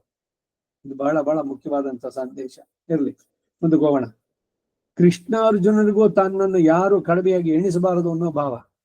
ವಿದ್ಯಾ ದದಾತಿ ವಿನಯಂ, ನಿಜವಾದ ವಿದ್ಯೆ ಇದ್ರೆ ಅಲ್ಲಿ ಈಗ ವೇದಾಂತ ದೇಶಿಕರದು ಅದನ್ನ ಅವ್ರು ಚೆನ್ನಾಗಿ ಹೇಳ್ತಾರೆ, ದೇಶಿಕರನ್ನ ಮೀರಿಸ್ಬಿಟ್ರು ಅಂತ. ಅವರ ಕಾಲಿನ ಧೂಳು ಆಗಿಬಿಟ್ರೆ ಅವನ ಭಾಗ್ಯ, ಅವನ ಆ ಭಾವದಲ್ಲಿ ಇರ್ಬೇಕು. ವಾಗ್ಪಟುತ್ವವೋ ಇದನ್ನ ಸರಿಯಾಗಿ ತಿಳಿಸುವಂತಹದ್ದು, ನ್ಯಾಯ ತರ್ಕಗಳಿಂದ ವಿಷಯವನ್ನ ಸರಿಯಾಗಿ ಹೇಳುವಂತಹದ್ದು ಎಲ್ಲ ಅವನ ಕೃಪೆ, ಆಚಾರ್ಯರ ಕೃಪೆ. ದೇಶಿಕರಿಂದ ಕಲಿಬೇಕಾದದ್ದು ಇದೇನೆ. ಅವರು ಎಲ್ಲ ಹೇಳ್ತಾರೆ, ನಾನು ಯಾವುದು ಹೊಸದಾಗಿ ಹೇಳ್ತಾ ಇಲ್ಲ, ಇಲ್ಲಿ ರಾಮಾನುಜರ ಮಾತೇನಿದೆಯೋ ಅದನ್ನೇ ಸ್ಪಷ್ಟೀಕರಿಸ್ತಾ ಇದ್ದೇನೆ ಅಷ್ಟೇ. ರಾಮಾನುಜರು ಕೇಳಿದ್ರೆ, ಅಯ್ಯೋ ನಾನಲ್ಲ ಗೀತೆಗೆ ಬರ್ದವನು, ಯಾಮುನಾಚಾರ್ಯರು. ಯಾಮನಾಚಾರ್ಯನ್ ಕೇಳಿದ್ರೆ ಆಳವಂದರ್ನ, ಅವ್ರಿಗೆಲ್ಲ ಇಡೀ ಕಡೆಗೆ ಎಲ್ಲ ಹೋಗುತ್ತೆ, ಭಗವಂತನ ಅಂತಾನೆ.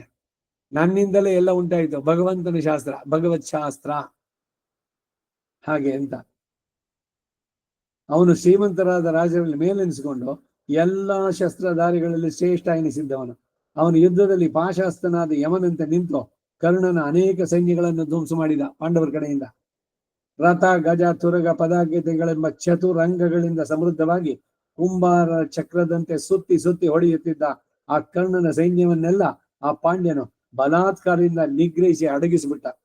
ಆ ಪಾಂಡ್ಯನ ಯುದ್ಧದಲ್ಲಿ ತನಗೆ ಎದುರಾದ ರಥಗಳ ಕುದುರೆಗಳನ್ನ, ಸಾರಥಿಗಳನ್ನ, ಧ್ವಜಗಳನ್ನ, ಇತರ ರಥಾಂಗಗಳನ್ನ ನಾಶ ಮಾಡಿ ನೊಗಗಳನ್ನ ಮುರಿದು ಶೂನ್ಯಪ್ರಾಯವಾದ ಆ ರಥಗಳನ್ನ ಬಿರುಗಾಳಿಯೋ ಮೇಘಗಳನ್ನು ಹೇಗೋ ಹಾಗೆ ತನ್ನ ಬಾಣಗಳಿಂದ ಎಲ್ಲ ತೂರಿಬಿಟ್ಟ. ಹಾಗೆಯೇ ಅವನು ತನಗೆ ಎದುರಾದಂತ ಗಜ ಸೈನ್ಯವನ್ನ, ಅದರಲ್ಲಿದ್ದ ಆನೆಗಳ ಮೇಲಿನ ವೀರ ಯೋಧರನ್ನ ಕೊಂದು ಅವುಗಳ ಮೇಲಿನ ಧ್ವಜ ಪತಾಕೆಗಳು ಆಯುಧಗಳನ್ನು ಮುರಿದು ಅವುಗಳ ಪಾದ ರಕ್ಷಕರನ್ನು ವಧಿಸಿ ಇಂದ್ರನು ವಜ್ರ ಪ್ರಹಾರದಿಂದ ಪರ್ವತಗಳನ್ನು ಕೆಡುವಂತೆ ಆ ಆನೆಗಳನ್ನೆಲ್ಲ ಕೊಂದು ಕೆಡಹಿದ. ಹಾಗೆ ಕುದುರೆಯ ಸೈನ್ಯದಲ್ಲಿ ಶಕ್ತಿ, ಪ್ರಾಸ, ತೂಣಿರಾದಿ ಯುದ್ಧೋಪಕರಣಗಳೊಡನೆ ಬಂದ ಅಶ್ವ ಯೋಧರನ್ನೆಲ್ಲ ಅವರವರ ಕುದುರೆಗಳೊಡನೆ ಕೊಂದು ಕೆಡಹಿದ. ಯುದ್ಧದಲ್ಲಿ ಪ್ರಖ್ಯಾತರಾದಂತಹ ಪುಳಿಂದ, ಖಸ, ಬಾಕ್ಲೀಕ, ನಿಷಾದ, ಆಂಧ್ರಕ, ಕುಂತಲ, ದಾಕ್ಷಿಣಾತ್ಯ, ಭೋಜರು ಎಲ್ಲ ಸ್ಟೇಟ್ಸ್ಗಳು, ಅಂಗ, ವಂಗ, ಕಳಿಂಗ, ಕಾಂಬೋಜ, ಕೊಂಕಣ, ತೆಂಕಣ, 56 ದೇಶಗಳು. ಹಿಂದೆ ಹೇಳ್ತಾ ಇದ್ದಿದ್ದು 56 ಅಂದ್ರೆ ಉರ್ದುನಲ್ಲಿ ಭಾಷೆನಲ್ಲಿ ಛಪ್ಪನ್, ತಿರುಪನ್, ಛಪ್ಪನ್ ಅಂದ್ರೆ 56 ಅಂತ. ಗೇಟ್ ಬಾಗಿಲು ಹಾಕ್ಬಿಡು ಅಂತ. ಗೇಟ್ ಅಂದ್ರೆ ಏನು? ಹೀಗೆ ಇದು 56 ಅನ್ನೋ ಪದ ರೂಢಿನಲ್ಲಿ 56 ಅನ್ನೋದನ್ನೇ ಉರ್ದುನಲ್ಲಿ ಹೇಳಿದ್ದು. ಹಾಗೆ ಆ ದೇಶಗಳಿಂದ ಬಂದಂತವರು ಅವರನ್ನೆಲ್ಲ ಕ್ರೂರ ಯೋಧಿಗಳಾದ ಶೂರರನ್ನೆಲ್ಲ ಎದುರಿಸಿ ಅವರ ಶಸ್ತ್ರ ಕವಚಗಳನ್ನೆಲ್ಲ ಭೇದಿಸಿ ಅವರನ್ನು ಕೊಂದು ಕೆಡಹಿದ. ಹೀಗೆ ನಿರ್ಭೀತನಾಗಿ ನಮ್ಮ ಚತುರಂಗ ಸೈನ್ಯವನ್ನು ಬಾಣಗಳಿಂದ ಧ್ವಂಸ ಮಾಡುತ್ತಿದ್ದ ಪಾಂಡ್ಯನ ಪರಾಕ್ರಮವನ್ನು ನೋಡಿ ಸಹಿಸಲಾರದೆ ಅಶ್ವತ್ಥಾಮನ ಮುಂದೆ ಬಿದ್ದು ನಿರ್ಭಯನಾಗಿ ಅವನನ್ನ ಎದುರಿಸಿ ತಡೆದ. ಆಗ ಅವನನ್ನ ನಿರ್ಭಯವಾದ ನಯವಾಕ್ಯಗಳಿಂದ ಮುಗುಳ್ನಗೆಯೊಡನೆ ಕರೆಯುತ್ತಾ, ಹೇ ರಾಜೇಂದ್ರ, ನೀನು ಕಮಲದಂತೆ ಕಣ್ಣುಗಳುಳ್ಳವನು, ಪ್ರಸಿದ್ಧವಾದ ಆಯುಧಗಳು ವಾಹನಗಳನ್ನು ಉಳ್ಳವನು, ವಜ್ರ ಸಮಾನವಾದ ದೇಹವುಳ್ಳವನೆಂದು ಹೆಸರುಗೊಂಡವನು, ಪ್ರಖ್ಯಾತವಾದ ಬಲ ಪರಾಕ್ರಮವುಳ್ಳವನು, ಮುಷ್ಟಿಯಲ್ಲಿ ಬಿಗಿದ ಬೆರಳುಗಳನ್ನ ನೀಡಿದ 2 ಭುಜಗಳಿಂದ ಬಿಲ್ಲನ್ನು ಹಿಡಿದು ನಾಣನ್ನು ತಟ್ಟುತ್ತಾ ಮಹಾ ವೇಗದಂತೆ ಪ್ರಕಾಶಿಸ್ತಾ ಇದ್ದೀಯ. ಮಹಾವೇಗವುಳ್ಳ ಬಾಣವರ್ಷಗಳನ್ನ ಶತ್ರುಗಳ ಮೇಲೆ ಕರೆಯತಕ್ಕ ನಿನ್ನನ್ನು ಎದುರಿಸಬಲ್ಲ ಪ್ರತಿ ವೀರ ನನ್ನನ್ನು ಬಿಟ್ಟರೆ ಬೇರೆ ಯಾವನು ಇದ್ದ ಕಾಣಲಿಲ್ಲ. ಭಯಂಕರವಾದ ಬಲವುಳ್ಳ ಸಿಂಹವು ಕಾಡಿನಲ್ಲಿ ಬೇರೆ ಬೇರೆ ಮೃಗಗಳ ಹಿಂಡನ್ನು ಹೇಗೋ ಹಾಗೆ ನೀನೊಬ್ಬನೇ ಯುದ್ಧದಲ್ಲಿ ಬಹುಸಂಖ್ಯೆಯುಳ್ಳ ರಥ, ಗಜ, ತುರಗ ಪದಾರ್ಥಗಳನ್ನು ಧ್ವಂಸ ಮಾಡಬಲ್ಲವನು. ನಿನ್ನ ರಥಘೋಷದಿಂದಲೇ ಭೂಮಿ ಆಕಾಶಗಳನ್ನೆಲ್ಲ ಮುಳುಗಿಸ್ತಾ ಇದ್ದೀಯ. ಸಸ್ಯ ಸಮೃದ್ಧವಾದ ಭೂಮಿಯನ್ನೆಲ್ಲ ಮಳೆಗಾಲ ಮುಗಿದ ಮೇಲೆ ಸೂರ್ಯನು ತನ್ನ ಕಿರಣಗಳಿಂದ ತಪ್ಪಿಸುವಂತೆ ನೀನು ಶತ್ರು ಸೈನ್ಯವನ್ನು ತಪ್ಪಿಸ್ತಾ ಇದ್ದೀಯ. ಸರ್ಪ ಸಮಾನವಾದ ಬಾಣಗಳಿಂದ ತುಂಬಿದ 2 ಬತ್ತಳಿಕೆಗಳನ್ನು ಎದುರಿಸಿದ್ದೀಯ. 2 ಬತ್ತಳಿಕೆ ಇಷ್ಟು ಪ್ರಬಲನಾಗಿದ್ರು ಕೂಡ ಅಂಧಕಾಸುರನು ರುದ್ರದ್ರೋಣನೆ ಹೇಗೋ ಹಾಗೆ ನೀನು ನನ್ನೊಬ್ಬನೊಡನೆಯೇ ಯುದ್ಧ ಮಾಡು ಎಂದ. ಯಾರು? ಅಶ್ವತ್ಥಾಮ ಪಾಂಡ್ಯ ರಾಜನನ್ನು ಕುರಿತು. ಈ ಮಾತನ್ನು ಕೇಳಿ ಮಲೆಯ ಧ್ವಜ ಪಾಂಡ್ಯ ಹಾಗೆ ಆಗಲಿ ಎಂದೇಳಿ ಅಶ್ವತ್ಥಾಮನನ್ನು ಮೊದಲು ಒಂದು ಬಾಣದಿಂದ ಮೊದಲು ಹೊಡೆದ. ಅದಕ್ಕೆ ಪ್ರತಿಯಾಗಿ ಅಶ್ವತ್ಥಾಮ ಅಗ್ನಿ ಜ್ವಾಲೆಗಳಿಂದಿರುವ ಮರ್ಮ ಭೇದಕವಾದ ಕ್ರೂಣ ಬಾಣಗಳನ್ನ ಪಾಂಡ್ಯನ ಮರ್ಮಸ್ಥಾನಗಳಿಗೆ ಗುರಿಯಿಟ್ಟು ಹೊಡೆದ. ಇಷ್ಟಲ್ಲದೆ ತಲೆಯನ್ನ ದೂರಕ್ಕೆ ಹಾರಿಸಿಕೊಂಡು ಹೋಗತಕ್ಕಂತಹ ಅತಿಕೃಷ್ಟ ಎಂಬ 10ನೇ ತರದ ಬಾಣಗತಿಯಿಂದ ಬೇರೆ ಕೆಲವು ನಾರಾಜಗಳನ್ನು ಪ್ರಯೋಗಿಸಿದ. ಅವನ್ನೆಲ್ಲ ಪಾಂಡ್ಯನು 4 ಬಾಣಗಳಿಂದ ಕ್ಷಣ ಮಾತ್ರದಲ್ಲಿ ತುಂಡು ಮಾಡಿ ಕೆಡೆಯಿದ. ಅಶ್ವತ್ಥಾಮನ 4 ರಥಾಶ್ವಗಳನ್ನು ಬಾಣಗಳಿಂದ ಹೊಡೆಯಲು ಅವು ಸತ್ಬಿದ್ವು. ಮತ್ತೊಂದು ಬಾಣದಿಂದ ಅಶ್ವತ್ಥಾಮನ ಕೈಯಲ್ಲಿದ್ದ ಬಿಲ್ಲಿನ ನಾಣನ್ನು ಕತ್ತರಿಸಿದ. ಆದರೇನು ಅಶ್ವತ್ಥಾಮ ಆ ಕ್ಷಣವೇ ಬೇರೊಂದು ಹೊಸ ಬಿಲ್ಲನ್ನು ತೆಗೆದು ನಾಣೇರಿಸಿದ. ಇಷ್ಟರಲ್ಲಿ ತನ್ನ ಭಟರು ರಥಕ್ಕೆ ಬೇರೆ 4 ಹೊಸ ಕುದುರೆಗಳನ್ನು ತಂದು ಕಟ್ಟಿ ಸಿದ್ಧಪಡಿಸಿದ್ದನ್ನು ನೋಡಿ ಆ ರಥವನ್ನೇರಿ ಕುಳಿತು ಪಾಂಡ್ಯನ ಮೇಲೆ ಪರಂಪರೆಯಾಗಿ 1000 ಬಾಣಗಳನ್ನು ಪ್ರಯೋಗಿಸಿ ಆಕಾಶ, ದಿಕ್ಕು, ವಿದುಕ್ಕುಗಳನ್ನೆಲ್ಲ ಬಾಣಮಯವಾಗಿ ಮಾಡಿದ. ಮಹಾತ್ಮನಾದ ದ್ರೋಣಪುತ್ರ ಅಶ್ವತ್ಥಾಮ ಎಡಬಿಡದೆ ಬಾಣಗಳನ್ನು ಬಿಡ್ತಾ ಇರೋದನ್ನು, ಅವು ಅಕ್ಷಯವಾಗಿರೋದನ್ನು ತಿಳಿದು ಕೂಡ ಪಾಂಡ್ಯನು ಹೆದರದೆ ಅವನ್ನೆಲ್ಲ ಭೇದಿಸಿ ಕೆಡಹಿದ. ಆ ಬಾಣಗಳನ್ನ ಭೇದಿಸಿದ್ದಲ್ಲದೆ ಅಶ್ವತ್ಥಾಮನ ಚಕ್ರ ರಕ್ಷಕರಿಬ್ಬರನ್ನು ಬಾಣಗಳಿಂದ ಕೊಂದು ಗಡಿದ. ಪಾಂಡ್ಯನ ಈ ಹಸ್ತಲಾಘವನ್ನು ಕಂಡು ಅಶ್ವತ್ಥಾಮ ಮತ್ತಷ್ಟು ಕೋಪದಿಂದ ಬಿಲ್ಲನ್ನು ಬಗ್ಗಿಸಿಟ್ಟ ಹಾಗೆಯೇ ಪರ್ಜನ್ಯನು ಮಳೆಯನ್ನು ಕರೆಯುವಂತೆ ಬಾಣವರ್ಷವನ್ನು ಸುರಿಸಿದ. ಉನ್ಮುಖ್ಯ ಅಭಿಮುಖಿ ತಿರ್ಯಕ್ಕೆ ಮಂದ ಗೋಮೂತ್ರಿಕಾ ಧ್ರುವ ಸ್ಖಲಿತ ಯಮಕಾಕ್ರಾಂತ ಕೃಷ್ಟಾದೀದಿ ಗತಿರ್ವಿದುಹು. ಇವು 10 ಬಾಣದ ಗತಿಗಳು. ಒಂದೊಂದು ಬಾಣ ಯಾವ್ಯಾವ ರೀತಿನಲ್ಲಿ ಹೋಗುತ್ತೆ ಅಂತ. ಉನ್ಮುಖಿ, ಅಭಿಮುಖಿ, ತಿರ್ಯಕ್, ಮಂದ, ಗೋಮೂತ್ರಿಕಾ. ಗೋಮೂತ್ರಿಕಾ ಅಂದ್ರೆ ಹಸು ಗಂಜಲ ಹೋಗ್ಬೇಕಾದ್ರೆ ಉದ್ದಕ್ಕೂ ಹೀಗೆ ಹಾಗೆ ಹೋಗುತ್ತಲ್ಲ, ಆ ರೀತಿಯಲ್ಲಿ ಬಾಣ ಪ್ರಯೋಗ. ಸರ್ಪದಂತೆ ಗತಿನಲ್ಲಿ ಹೋಗುತ್ತದು, ಸ್ಟ್ರೈಟ್ ಆಗಿ ಹೋಗಲ್ಲ. ಸ್ಖಲಿತ, ಯಮಕಾಕ್ರಾಂತ, ಕೃಷ್ಣಾಗತಿ ಇತಿ ಗತಿರ್ವಿದು. ಇದೆಲ್ಲ ಮೂಲ ಶ್ಲೋಕಗಳಲ್ಲಿ ಬರುವಂತದ್ದು. ಅದೊಂದು ಕೆಳಗಡೆ ಕೊಡ್ತಿದ್ರು ಬಾಣದ ರೀತಿಗಳು ಹೇಗೆ ಅಂತ. ಬಾಣವರ್ಷ 8 ವೃಷಭಗಳು ಎಳೆಯತಕ್ಕಂತ 8 ಬಂಡಿಗಳಲ್ಲಿ ತುಂಬುವಷ್ಟು ಆಯುಧಗಳನ್ನ ದ್ರೋಣಪುತ್ರ ಆಗಿನ ಯುದ್ಧದಲ್ಲಿ 3 ಗಳಿಗೆಯೊಳಗಾಗಿ ಪ್ರಯೋಗಿಸಿ ತೀರಿಸಿಬಿಟ್ಟ. ನೋಡಿ, ಬಾಣ ಪ್ರಯೋಗದಲ್ಲಿ ಎಷ್ಟಿತ್ತು ಅವನ ಸ್ಟಾಕ್ ಅಂತ. 8 ಬಂಡಿಗಳಲ್ಲಿ ತುಂಬಿಸಿಟ್ಟಂತ ಆಯುಧಗಳನ್ನ ಅಶ್ವತ್ಥಾಮ. ಅವನ ಜೊತೆಗೆ ಸಹಕಾರಿಯಾಗಿದ್ದವರು. ಈ ಕುದುರೆಗಳು ಸತ್ತು ಅಂದ್ರೆ ಸಡನ್ನ 4 ಕುದುರೆ ತಂದು ಕಟ್ಟಿ ಅವನ ರಥ ಸಿದ್ಧ, ಇಲ್ಲ ರಥ ಪುಡಿ ಆಯ್ತಾ ಇನ್ನೊಂದು ರಥ ಸಿದ್ಧ ಪಕ್ಕದಲ್ಲಿ, ಹಾಗೆ ಜೋಡಿಸಿ ತಂದಿತ್ತು. ಕೋಪಗೊಂಡ ಕಾಲಾಂತಕ ಯಮನಂತಿದ್ದ ಆ ಅಶ್ವತ್ಥಾಮನ ರೂಪವನ್ನು ಕಂಡು ಆಗ ಯಾರಿಂದ ಕಣ್ಣಿನ ನೋಡಿದ್ರೋ ಅವರೆಲ್ಲ ಪ್ರಾಯಿಕವಾಗಿ ಭಯದಿಂದಲೇ ಪ್ರಜ್ಞೆ ತಪ್ಪಿ ಇದ್ದು ಬಿಟ್ಟು. ಹೀಗೆ ಅಶ್ವತ್ಥಾಮನ ವರ್ಷಾಕಾಲದಲ್ಲಿ ಮೇಘಗಳು ಪರ್ವತಗಳಿಂದಲೋ ವೃಕ್ಷ ಸಮೂಹಗಳಿಂದಲೂ ತುಂಬಿದ ಭೂಮಿಯನ್ನ ಮಳೆಯಿಂದ ಮುಚ್ಚುವಂತೆ ಪಾಂಡ್ಯ ಸೇನೆಯನ್ನೆಲ್ಲ ಬಾಣವರ್ಷದಿಂದ ಮುಚ್ಚಿದ. ಆದ್ರೇನು ಅಶ್ವತ್ಥಾಮನೆಂಬ ಮೇಘದಿಂದ ಹೊರಟ ಈ ಬಾಣಗಳೆಂಬ ಮಳೆಯನ್ನೆಲ್ಲ ಪಾಂಡ್ಯನೆಂಬ ಬಿರುಗಾಳಿ ವಾಯುವ್ಯಾಸ್ತ್ರದಿಂದ ತೂರಿಬಿಟ್ಟಿತು. ಹೀಗೆ ಪಾಂಡ್ಯನು ಅಶ್ವತ್ಥಾಮನ ಬಾಣಗಳನ್ನು ವಿಫಲ ಮಾಡಿ ದೊಡ್ಡ ಸಿಂಹನಾದವನ್ನು ಮಾಡಿದ. ಪಾಂಡ್ಯನ ಸಿಂಹನಾದವನ್ನು ಕೇಳಿಸಲಾರದೆ ಅಶ್ವತ್ಥಾಮ ಮಲೆಯ ಪರ್ವದಂತೆ ಉನ್ನತವಾಗಿ ಚಂದನಾಲಂಕೃತವಾಗಿದ್ದ ಪಾಂಡ್ಯನ ಧ್ವಜವನ್ನು ಮುರಿದು ಅವನ 4 ರಥಾಶ್ವಗಳನ್ನು ಸಂಭರಿಸಿದ. ಒಂದು ಬಾಣದಿಂದ ಅವನ ಸಾರಥಿಯನ್ನು ಕೊಂದು ಅರ್ಧ ಚಂದ್ರ ಬಾಣದಿಂದ ಅವನ ಧನಸ್ಸನ್ನು ಕತ್ತರಿಸಿ ಅವನ ರಥವನ್ನು ಎಳ್ಳು ಕಾಳುಗಳಿಂದ ಪುಡಿ ಮಾಡಿದ. ಇಷ್ಟರಲ್ಲಿ ದೈವಿಕವಾಗಿ ಸಮಸ್ತ ಯುದ್ಧೋಪಕರಣದಿಂದ ಕೂಡಿದ ಒಂದು ಮಹಾಗಜವು ತನ್ನ ಮೇಲಿದ್ದ ಯಜಮಾನನು ಮೃತನಾದ್ದರಿಂದಲೂ ದ್ರೋಣಪುತ್ರನ ಬಾಣಗಳಿಂದ ಪರಂಪರೆಯಾಗಿ ಮೇಲೆ ಬೀಳುತ್ತಿದ್ರೆಂದು ಹೆದರಿ ಓಡಾಡುತ್ತಾ ಅಕಸ್ಮಾತ್ತಾಗಿ ಆ ಪಾಂಡ್ಯನಿದ್ದಲಿಗೆ ಬಂದು ನಿಂತು. ಪರ್ವತದಂತೆ ದೊಡ್ಡದಾಗಿದ್ದ ಮಹಾಬಲವುಳ್ಳ ಆನೆಯು ಪ್ರತಿ ಗಜಗಳ ಗರ್ಜನೆಯನ್ನು ಕೇಳಿ ತಾನೂ ಗರ್ಜಿಸುತ್ತಾ ಸಮೀಪಕ್ಕೆ ಬಂದು ನಿಂತೋಣೆ. ಗಜ ಯುದ್ಧದಲ್ಲಿ ನಿಪುಣನಾದಂತಹ ಮಲೆಯಧ್ವಜ ಪಾಂಡ್ಯ ಸಿಂಹವು ಪರ್ವತ ಶಿಖರವನ್ನು ಏರುವಂತೆ ಥಟ್ಟನೆ ಅದರ ಮೇಲೆ ಹಾರಿ ಕುಳಿತ. ನೋಡಿ, ರಥ ಹೋಯ್ತು ತಕ್ಷಣ ಇವನು ಅಲ್ಲೊಂದು ಆನೆ ಬಂತು, ಅದ್ರ ಮೇಲೆ ಗೊತ್ತಾ.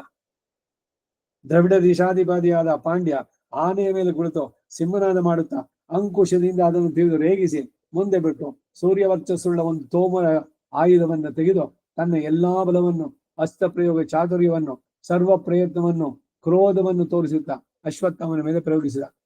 ಆಗ ಪಾಂಡ್ಯನು, ಹೇ ಅಶ್ವತ್ಥಾಮ, ಈಗ ನೀನು ನನ್ನಿಂದ ಹತನಾದೆ ಎಂದು ಹೇಳುತ್ತಾ ಸುವರ್ಣ ವಜ್ರ ಮಣಿಗಳಿಂದ ಚಿತ್ರಿತವಾಗಿಯೂ ವಸ್ತ್ರಗಳಿಂದಲೂ ಮಾಲಿಕೆಗಳಿಂದಲೂ ಮುತ್ತುಗಳಿಂದಲೂ ಅಲಂಕೃತವಾಗಿದ್ದಂತ ಅಶ್ವತ್ಥಾಮನ ತಲೆ ಮೇಲಿದ್ದ ಕಿರೀಟವನ್ನು ಹಾರಿಸಿಬಿಟ್ಟ. ಸೂರ್ಯ ಚಂದ್ರಾಗ್ನಿಗಳಂತೆ ಕಾಂತಿ ವಿಶಿಷ್ಟವಾಗಿ ಆ ಕಿರೀಟ ಇಂದ್ರನ ವಜ್ರದಿಂದ ಭಿನ್ನವಾದ ಪರ್ವತ ಶಿಖರ ಬೀಳುವಂತೆ ದೊಡ್ಡ ಧ್ವನಿಯೊಡನೆ ಕೆಳಗೆ ಬಿತ್ತು. ಇದನ್ನು ಸಹಿಸಲಾರದ ಅಶ್ವತ್ಥಾಮ ಕಾಲಿಂದ ಮೆಟ್ಟಿದ ಕಾಲ ಸರ್ಪದಂತೆ ಕೋಪಾಗ್ನಿಯಿಂದ ತಿಳಿಸುತ್ತಾ ಯಮದಂಡಕ್ಕೆ ಸಮಾನವಾದ 14 ಬಾಣಗಳನ್ನು ತೆಗೆದು ಅವುಗಳಲ್ಲಿ 5 ಬಾಣಗಳನ್ನ ಆನೆಯ ಸೊಂಡಿಲನ್ನ, 4 ಕಾಲುಗಳನ್ನ ಕತ್ತರಿಸಿದ. 3 ಬಾಣಗಳಿಂದ ಪಾಂಡ್ಯನ 2 ತೋಳುಗಳನ್ನು ತಲೆಯನ್ನು ಕತ್ತರಿಸಿದ. 6 ಬಾಣಗಳಿಂದ ಷಡ್ ಋತುಗಳಿಂದ ಪ್ರಕಾಶಿಸುತ್ತಿದ್ದ ಮಹಾರಥರಾದ ಆ ಪಾಂಡ್ಯನ 6 ಮಂದಿ ಅನುಚರನ್ನು ಕೊಂದ. ದುಂಡೆಗೆ ನೀಡಿದ ದಪ್ಪನಾಗಿಯೋ ಚಂದನಾನು ಲೇಪತೆಗಳಾಗಿಯೋ ಮುತ್ತು, ಚಿನ್ನ, ವಜ್ರ ಮೊದಲಾದ ಭೂಷಣೆಯಿಂದ ಅಲಂಕೃತವಾಗಿದ್ದಂತಹ ಪಾಂಡ್ಯನ ಬಾಹುಗಳೆರಡು ಗರುಡನಿಂದ ಕಡಿದು ಹಾಕಲ್ಪಟ್ಟ 2 ಮಹಾಸರ್ಪಗಳಂತೆ ಭೂಮಿಯಲ್ಲಿ ಬಿದ್ದು ಹೊರಡಾಡ್ತಾ ಇದ್ದ. ಪೂರ್ಣ ಚಂದ್ರಗಿಣಿಯಾದ ಮುಖದಿಂದ, ಕೋಪದಿಂದ ಕೆಂಪೇರಿದ ವಿಶಾಲ ನೇತ್ರಗಳಿಂದಲೂ ಉನ್ನತವಾದ ಮುಗಿನಿಂದಲೂ ಉಭಯ ಪಾರ್ಶ್ವದ ಕರ್ಣಕುಂಡಲದಿಂದ ಶೋಭಿತವಾದ ಅವನ ತಲೆ ವಿಶಾಖ ನಕ್ಷತ್ರಗಳೆರಡ ನಡುವೆ ಪ್ರಕಾಶಿಸಿದ ಚಂದ್ರಬಿಂಬದಂತಿತ್ತು. ಹೀಗೆ ಅಶ್ವತ್ಥಾಮನ 5 ಬಾಣಗಳಿಂದ ಪಾಂಡ್ಯನ ಆನೆಯ ದೇಹವು 6 ತುಂಡುಗಳಾಗಿ, ಅವನು 3 ಬಾಣಗಳಿಂದ ಪಾಂಡ್ಯರಾಜನ ದೇಹವು 4 ತುಂಡುಗಳಾಗಿ ವಿಭಾಗಿಸಲ್ಪಟ್ಟು ದಶಹವಿಷ್ಯ ಎಂಬ ಇಷ್ಟಿಯಲ್ಲಿ ದಶದೇವತಾ ಪ್ರೀತಿಗಾಗಿ 10 ಭಾಗಗಳಾಗಿ ಇರಿಸಲ್ಪಡುವ ಪಿಷ್ಟ ಪಿಂಡಗಳಂತೆ ಕಾಣಿಸ್ತು. ಒಂದಕ್ಕೊಂದು ಉದಾಹರಣೆ ಕೊಡೋದು ನೋಡಿ. ಈಗ ಈ ಇಷ್ಟಿ ಅಂತಿದೆ, ಪ್ರತಿ ಅಮಾವಾಸ್ಯೆ ಹುಣ್ಣಿಮೆಯ ಮಾರನೇ ದಿವಸ, ಪ್ರಥಮೆ ದಿವಸ ಮಾಡುವಂತ ಕಾರ್ಯಕ್ರಮ. ಅಗ್ನಿಯನ್ನ ಪ್ರತಿಷ್ಠೆ ಮಾಡಿ, ವಿಚ್ಛಿನ್ನ ಅಗ್ನಿ ಸಂಧಾನ ಮಾಡಿ, ಔಪಾಸನ ಅಗ್ನಿಯಲ್ಲಿ ಅನ್ನವನ್ನ ಅಲ್ಲೇ ಮಾಡಿ ಅದರಿಂದ 2 ಆಹುತಿಯನ್ನ ಕೊಡುವಂತಹದ್ದು ಸಾಮಾನ್ಯವಾದ ಇಷ್ಟಿ. ಈ ಆಗ್ರಹಣ ಇಷ್ಟಿ ಅನ್ನೋದು ಶರದ್ ಋತುವಿನಲ್ಲಿ ಬರೋದು. ಆಶ್ವೈಜ, ಕಾರ್ತೀಕ, ಶರದ್ ಋತು, ಮಾರ್ಗಶಿರ, ಪುಷ್ಯ, ಹೇಮಂತ ಋತು. ಸೊ ಆಶ್ವೈಜ, ಕಾರ್ತೀಕ ಮಾಸಗಳಲ್ಲಿ ಮಾಡುವಂತ ಇಷ್ಟಿ ಜೊತೆಗೆ ಇನ್ನೊಂದು 8 ಆಹುತಿ ಸೇರಿಸ್ಬೇಕು. ಅದು ಇನ್ನೊಂದು ಸ್ವಲ್ಪ ಹೆಚ್ಚಿಗೆ ಅಂಶಗಳನ್ನ ಮಾಡಿ ಇಟ್ಕೊಳ್ಬೇಕು. ಅದರಂತೆ ಕಾಣಿಸ್ತೆ ಅಂತ ಹೇಳ್ತಾರೆ. ದಶ ಹವಿಸ್ಸು, 10 ಹವಿಸ್ಸುಗಳನ್ನು ನೀಡುವಂತಹದ್ದು. ಆ ದಶದೇವತಾ ಪ್ರೀತಿಗಾಗಿ 10 ಭಾಗಗಳಾಗಿ ಇರಿಸಲ್ಪಟ್ಟಂತ ಪಿಷ್ಟಪಿಂಡ. ಈ ವೈಶ್ವದೇವ ಅಂತ ಶುರು ಮಾಡಿದ್ರೆ ಒಂದು 40 ಆಹುತಿಗಳನ್ನು ಕೊಡ್ಬೇಕು. ಪ್ರತಿದಿನ ಇದನ್ನ ನಡೆಸ್ತಾ ಇದ್ದಿದ್ದಿಂದೆ. ಈಗೇನು ಅಂದ್ರೆ ಅಟ್ಲೀಸ್ಟ್ ವಿಶೇಷದಿಂದ ತಂದೆ ತಾಯಿಯರ ಶ್ರಾದ್ದದ ದಿವಸನೋ ಇಲ್ಲ ಇನ್ನೇನೋ ವಿಶೇಷವಾದಂತಹ ಅಕೇಶನ್ಗಳು, ಜಯಂತಿ, ಇಂಥ ಸಂದರ್ಭದಲ್ಲೂ ಕೂಡ ಹೋಮವನ್ನು ನಡೆಸಬೇಕಾದ್ರೆ 40 ಆಹುತಿಗಳು. ಎಲ್ಲ ಪೃಥ್ವಿ, ಇದು ಪಿತೃದೇವತೆಗಳು, ಇಂದ್ರ, ಬ್ರಹ್ಮ, ಪ್ರಜಾಪತಿ ಎಲ್ಲರಿಗೂ ಬರುತ್ತೆ.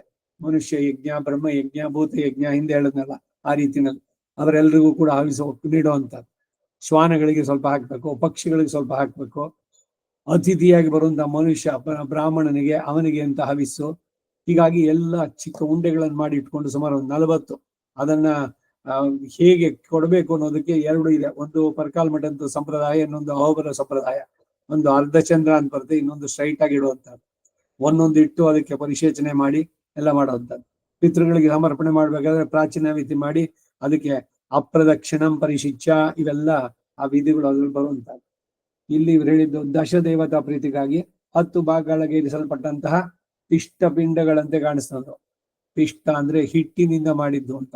ಇಲ್ಲಿ ನಾವು ಮಾಡೋದು ಅನ್ನದಿಂದ ಮಾಡ್ತೇವೆ. ಇದು ಹೀಗೆ ಮಲಯಧ್ವಜ ಪಾಂಡ್ಯನು ಯುದ್ಧದಲ್ಲಿ ಅನೇಕ ಗಜ, ತುರಗ, ಪದಾತಿಗಳ ದೇಹದಿಂದ ಅನೇಕ ರಾಕ್ಷಸ ಪಿಶಾಚಾದಿಗಳಿಗೆಲ್ಲ ಔತಣವನ್ನ ನಡೆಸಿದ.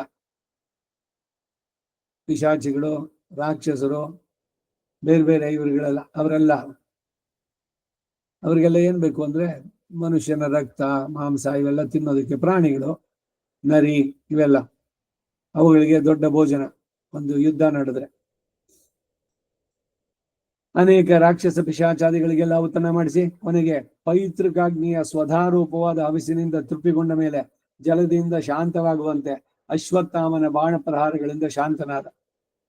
ಅವನ ಶರೀರ ಪಾಂಡವರ ಕಡೆಗೆ ನಿಂತು ಹೋರಾಡಿ ಬೇಕಾದಷ್ಟು ಜನರನ್ನ ಕೊಂದು ಅವನು ಸಾರ್ಥಕ ಮಾಡಿಕೊಂಡ. ಹೀಗೆ ಪಾಂಡ್ಯನು ಹತನಾದೊಡನೆ ನಿನ್ನ ಮಗ ಶತ್ರುವಧದಿಂದ ಕೃತಕೃತ್ಯನಾದ ಅಶ್ವತ್ಥಾಮನ ಬಳಿಗೆ ತನ್ನ ಸಮಸ್ತ ಮಿತ್ರ ಸಹಿತನಾಗಿ ಬಂದು ಬಲಿಯನ್ನು ನಿಗ್ರಹಿಸಿ ಬಂದ ವಿಷ್ಣುವನ್ನ ದೇವೇಂದ್ರ ಹೇಗೋ ಹಾಗೆ ಅತಿ ಆದರದಿಂದ ಅವನನ್ನು ಪೂಜಿಸಿದ.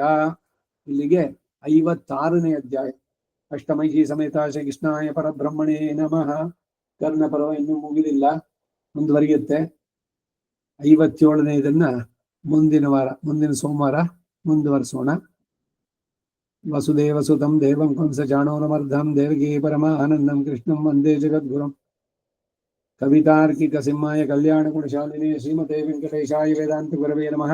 ವಾದಿದ್ವಿಪ ಶಿರೋಭಂಗ ಪಂಚಾನ್ನ ಪರಾಕ್ರಮಃ ಶ್ರೀಮಾನ್ ವೆಂಕಟನಾಥಾರ್ಯ ಸ್ಥಿರಂ ವಿಜಯತಾಂಬವಿ.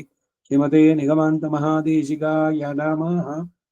ವೇದಾಂತ ದೇಶಿಕರದ ರಹಸ್ಯ ಗ್ರಂಥಗಳು ಆನಂದರಂಗಾಚಾರ್ಯ ಬರೆದಿರೋದು ಆ ಪುಸ್ತಕ ಇದ್ರೆ ಇಟ್ಕೊಳ್ಳಿ. ನಾಳೆ ದಿವಸ ತತ್ವ ಮಾತೃಕ ಅದನ್ನು ಮುಂದುವರಿಸೋಣ. ಸರ್ವಂ ಶ್ರೀ ವಾಸುದೇವಾರ್ಪಣಮಸ್ತು.